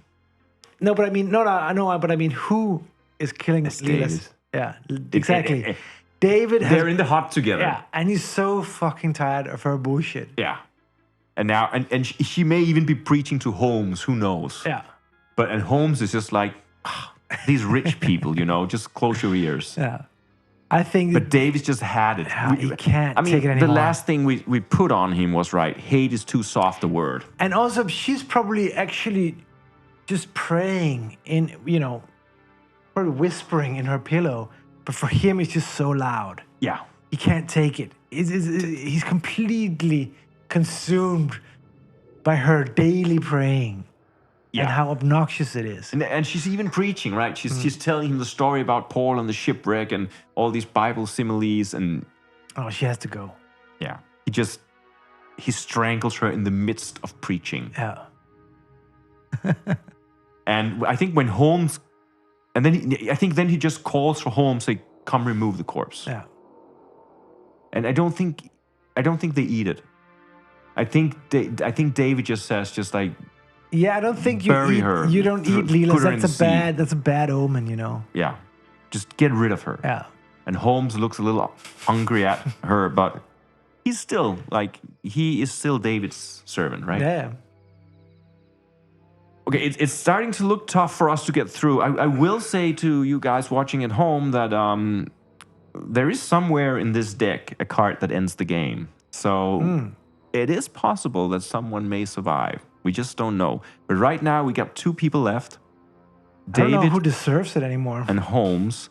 Well, I kind of think Holmes has not really done too much wrong, has he? Well, he did subdue the captain so that they could eat, could all eat. But that was on the command of the towns. Yeah, but come on. He's just doing what he's told. But he does have free will. He grew up not to have free will. That's how he's taught. Well, you know, that's unfortunate because he did a lot of bad things. Well, you know, people grew up in bad circumstances. Yeah, I don't know. I don't, you know, let's see what happens. I don't want to cast judgment. Maybe they'll be saved. Just yet. Not right yet. Oh, that was the preaching part. We'll do another one. Too weak, too lost. I believe we are somewhere south and west of familiar waters, landed on a remote piece of ground in the Fox Islands. This is all academic, of course, because despite its grandeur, every place here is much the same, and the scale so vast that we'll never be discovered. We're too weak to rescue ourselves, and too lost to ever be found. That's dark. Who has these thoughts? Probably David. He's the most academic of the 2. Yeah, and he has this idea that we must be here. I mean, Pop-Off Island was there, and we were getting off, and I mean, he's failed also his mission, which was to bring his wife to Pop-Off Island, and he ended up killing her out of insanity, desperation, hatred. Yeah. So he's just, perhaps he's going insane in that hut. I don't know if he's going insane as much as it's an maybe understandable reaction to being lost. And having killed your wife and eaten a couple of people. And having to, sort of sleep next to your dead wife that you killed a couple of days ago. Yeah, but I also think there is this, the way, you uphold these structures is that David doesn't invite Holmes into the hut. No. He doesn't, and he still asks Holmes to do stuff for him. Like, go scavenge for some roots that I can eat, or... Those structures are too ingrained in them. They will never break them down. Yeah. And then he's sitting there quietly thinking that he's going to die, but he's going to die in dignity. Yeah. Like, he's the master of the hut, at least. Yeah. Even though he's failed his wife and he's failed God and everything. Mm. I still think that Holmes is a likely survivor. We'll see. But David is still alive, right? Yeah, sure. Okay. He's just he just doesn't think that they'll be saved anymore. He's lost hope. I wonder why they didn't lose hope a long time ago. Like when they were in the boats. Well, some of them did. Yeah, some of them did. Harris did. I don't know. I think Holmes, he a little bit, Holmes takes it as it comes, I think. I mean... He maybe it hasn't dawned on him how dire the situation actually is. It's like, he's a little slow. It's a bit... He would have to be very slow. But I think he's more in acceptance than David, right? Because David has more to lose, so to speak. He comes from this affluent family. So, okay. Let's see. A lady. A lady. Off the beach, I see a sight. It is an alutique in a baidaka. And remarkably, it is a woman who is nursing a child. I gesture to her. Do you have any food? And wade into the water, and she paddles away in her graceful little skin boat. Perhaps she'll alert someone. Perhaps I imagined her. It could be Holmes. I think that's Holmes sitting at the beach. Yeah, maybe he was like scrounging for anything like seashells or anything that they could eat. I don't think we'll ever know if this was a mirage or... No. The lines are blurred. He's slipping into that. I mean, anything can happen now. Yeah. The kingdom of God can come. And also David doesn't know. They are delusional. Completely. Perhaps they're almost in two different worlds now. Yeah. Perhaps it was even just David he saw going down to the beach, and he just imagined a lady. That's him, right? Yeah. The egg thief. Oh, no. Above our wretched shelter, vast screaming hordes of gulls, auks, moors, and puffins taunt us. They nest in the cliffs, and those nests contain us. I alone have the courage and stamina to make the attempt, and I scale half the cliff like a triumphant goat and eat my fill. There is no practical way down, though, and the fall is the end of me. So someone desperately climbs up the side of a cliff. Would David have the ability to climb like that? Well, I'm just wondering whether Holmes can climb with that foot. It's a good point. Maybe that's why. Or whether that foot is what causes him to fall down. That's why he can't get down. That's also a possibility. I do think it's Holmes. Because I also think that David may be the one who spots the nests. And then he just orders Holmes, who just points to his foot and say, "But sir, my foot. Look, you lazy ass, get off the ground, get up there. If the mountain goats can if you can climb a mast, you can climb a cliff." But of course it's Holmes, because Holmes has experience in climbing and navigating, Yeah. I think David wouldn't dare to do it, and he wouldn't perhaps even think of doing it. No. He just orders. Also because the empowerment that David feels after his wife is gone, she has been treating him like a servant his whole life, right? Yeah, now it's his turn. Now it's his turn. And he just takes it out on Holmes. Like, go climb. And it's just, there's no way down. There's only falling. But the thing is that Holmes somehow gets his revenge because he doesn't carry down any eggs. He eats all of them up there. sitting there just eating. And David is screaming at the bottom, don't eat those eggs, bring them down. But he can't help himself. He's so hungry and just eats and eats and eats and eats and eats. And maybe he, in a way, knew that this was the end. And so he might as well just eat the eggs and have the last satisfaction. Yeah, it's just his final tiny little piece of enjoyment. And also, but how good does raw eggs taste? At this point, they taste like, I mean, it's the best food in the entire world. They went from cod to raw eggs. Oh, they they're went so from good. cod They are so good. To cannibalism to raw eggs. Yeah, this is the best. You do a cookbook from this game. So Holmes have his fill. Yeah. And he falls to his death, and his body lies there on the beach. And since there were no eggs, David has to eat something else. So David, for the first time in his life, manages to build a fire and light it, and somehow rolls Holmes' body on top of the fire.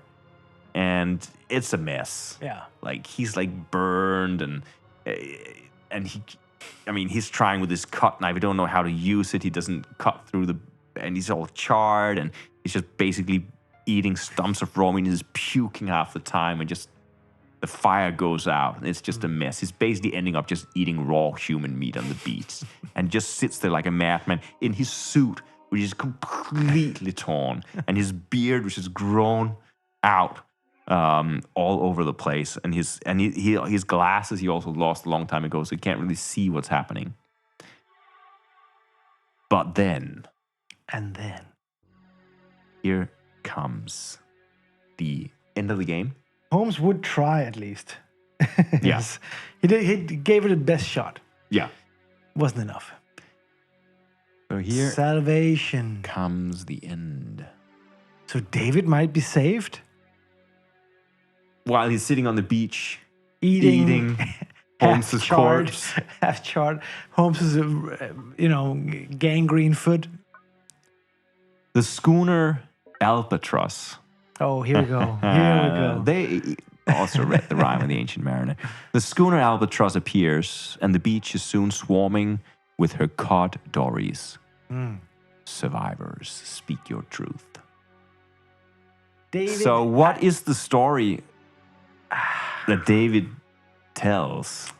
Well, he's caught eating Holmes, and they're like parts of bodies. Well, at that point, the body may be so charred that he could sort of maybe tell the story that he found a mountain goat on the beach somewhere, or loose buffalo. But there are also the remains of Anne and the remains of. Only if you go looking out in the forest behind the shed. Right.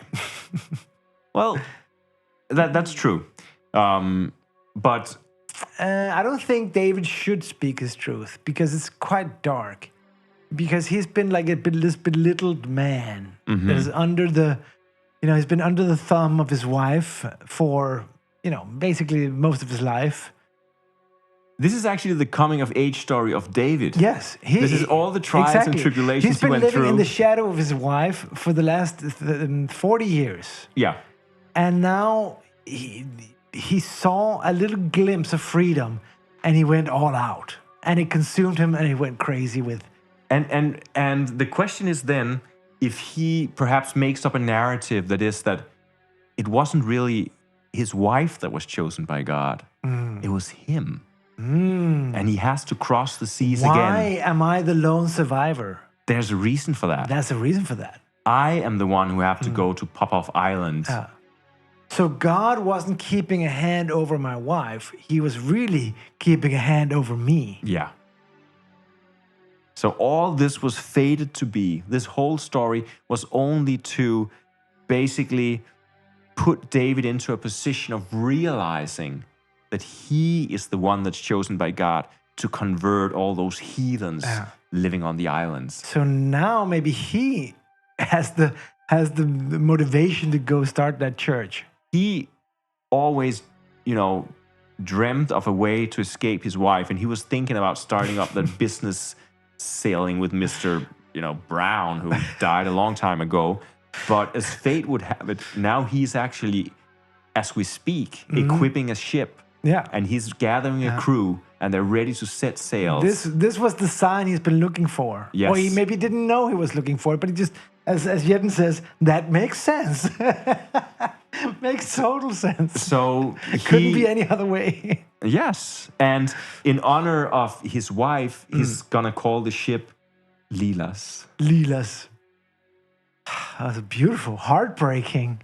And he's gonna sail into the unknown. But we're not gonna play this game again right now. No. To find out how Dave's journey goes. But I'll wish him good luck. But I think he's becoming like the new Messiah. He's been blessed by God. He's the God one. chose him. He is, and it's. I mean, this is the end of the story, of course. But it's interesting to see also who emerges as main characters, right? Yeah. Because he was the most downtrodden, pathetic loser. Yeah. In the beginning, like just pathetic, like going around complaining that there's no more beef on the ship. That's where he started. Yeah. A beef peddler. He probably goes home and writes a great book about his ordeal, half truths and half lies, the cutting of the tongues. Yeah. Well, what was it called? The Unlucky Mariner, or what it was called? The Rime of the Ancient Mariner. The Rime of the Ancient Mariner. That one. No, but that's great. I mean, so he emerges like such an unlikely hero. I mean, I thought such he would an unlikable, unlikable and unlikely. I mean, I thought he would have died several chapters ago. Yes. But he's sort of like, he seems such like a first casualty kind of guy. But he's like a cockroach, you know. No one really thinking about him, so he just comes out unscathed. But also, like, I'm sure he was basically the one who convinced Holmes to restrain the captain while they ate the captain's daughter, because Lilas wouldn't do it. She would just tell David, you gotta go and make that Holmes guy restrain the captain so we can eat his daughter. Yeah. That was a horrible scene, though. That's really, really dark. He was sitting wide awake in that cabin, listening to that. That was so dark. Listening to the sound of their munching on his daughter's corpse. So dark. So I mean, the game, a little belatedly, as I said, does actually come with a content warning. We forgot to give it, but we hope you. And also, David has just been so like he's been a psychopath all the way through. He hasn't flinched once. But also he has, like, he's under the yoke of his wife, and rather than just like facing up to her and sort of breaking it off, he goes and makes all these weird little plans and tries to stir discontent. And and then he also basically tripped the boat that caused Brown to fall overboard. Yes, but also there was also a point where he was sort of envious of the fishermen of all the money that they were making. Yeah. So he has this ambition. He always felt that he was destined for more. Yeah. This can't be it. Why is my wife getting all the glory? This can't be right. This is the small man who's complaining that he was meant for a larger destiny. Yes. But he doesn't really do anything to fulfill it. He's really incapable of doing anything. I think he doesn't take any action in the whole story. He just goes around complaining and doing the biddings of others. He doesn't do anything. In the whole story, he doesn't do anything. But I think the story then tells at the end that he actually ends up in a position where for the first time in his life, he does something, which is basically to do exactly what his wife was trying to do. So his one sort of act, his one act of his own will is really also heavily influenced by his wife. Yeah. So, well, the fishing didn't turn out that well, so no. He's been inspired by the fisherman and his wife.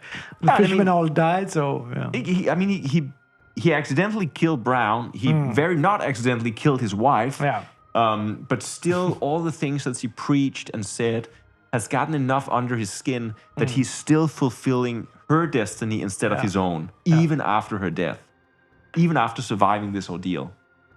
But that's also where, but he probably paid for half that church. All the lumber and all the workers are already headed to that island. So why shouldn't he come? And why shouldn't he go there and just, fulfill that prophecy? Yeah. And whether he makes it, I think he makes it there. Yeah. And I think, he lives a long life and he has all sorts of stories happening. He has so many embellished stories to tell. Yeah. and that church living on that island. Yeah, so I mean, I was super positively surprised by this game. I mean, not that I thought that it was going to be bad or anything, but it was. This mechanic is so simple and really fun to play with. It's so simple, and just the fact that it's a mix and match, and there was always a match. Yeah, is so great. And I mean, even if you make an unlikely match, you just have to, try to storytell it into a position where it matches. Yeah, and I don't think that was that hard, actually. I never felt that we were at a loss as to where we were going to put a story. You can always come up with something, I think. And, sometimes you may have to work a little harder. I think the hardest thing was actually when we were in the boats. Because so many people started dying that some cards that would have been obvious for someone, then that person was already dead. Yeah. But I like that because it forced us to make extreme reactions in some of the characters. I also think that some of the deaths that came out of the boats became even heavier and more brutal and hurt more. Yeah. Because of it. Yeah. And just I think the prompts are great. It's very well written. Yes, and they're ambiguous enough that you can sort of spin the yarn.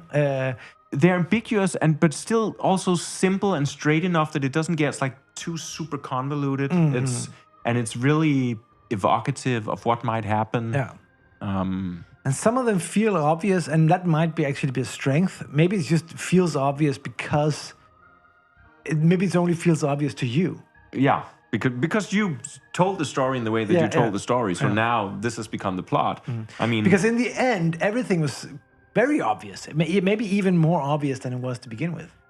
I think just because we sculpted it that way, and I think however we would have sculpted it, it would have been obvious in the end. Yeah, I think it's one of those tricks, those magic tricks that these storytelling games do, that you kind of think, wow, everything came together. It's like, this is insane, but you do it yourself. You do it to yourself, basically, and it always comes together. Also because you build up so many nuances on the characters, so there's always something you can play off of. There's always something. You just, which direction do we go with this character, right? It's like a reverse cold reading, or is it reverse even? Yeah. Yeah. It's not. Yeah, it's actual cold reading. It's but it just all leads. Everything comes to a head. Everything, and it was of course fantastic that the salvation card came right when we had one character left. Yeah. But of course, then again, if he had died, that would just have been another story. Yeah. It all works. I mean, now I think we got like a really nice, close story. I love that we got to tell that final story of David. Yes, and that he really continues the project that they set out to do, which is the project that he really objected to, and he ends up being the fulfiller of it. And not just that he's just as horrible as his wife. Yes, absolutely. So he might have lived in her shadow. But it doesn't make him a saint. It just makes him like the next in line to be a horrible, to be a truly horrible person. And I think he lives, and I think he goes ahead. He goes on to do even more horrible things later in his life, because that whole mission of converting people out on Pop-Off Island, it's not going to be pretty. It's not a good look. No. So I would say. There's a big chance that we're also going to play the second scenario at some point. Yeah. Because this really works. Definitely, and it's great for someone like us. It fits our style very well. We just get to riff, and it's super fun, and some good prompts, some great artwork. It's simple. There's not so many components and so many weird, intricate rules that you have to keep on top of. Quite easy to play, easy to understand, easy to, just get the ball rolling. So this is a great storytelling game. Download it on itch, print it out, play it. It's super cool that you can download it, actually. And you do have to pay a fee, but still. No, but I just mean that just printing it out, since it's just cards. It's just cards. They don't have to be... And this is just like printed out at a regular print shop in town. There's nothing special. Yeah, it's cool. So yeah, I think that was it. Yeah. Thank you guys for following along. Thank you, everyone, and thanks for all the suggestions and the great input. Yeah, you really helped sculpt our story today. And you also helped save a few souls. Yeah. At least for when a we while. had the target pointed on someone and they helped us move it. Yeah. So thanks for tonight, everyone. Have a great rest of your Sunday and the rest of your life, and so on and so forth. And we'll see you again sometime down the road Yep. for another storytelling stream. Yes.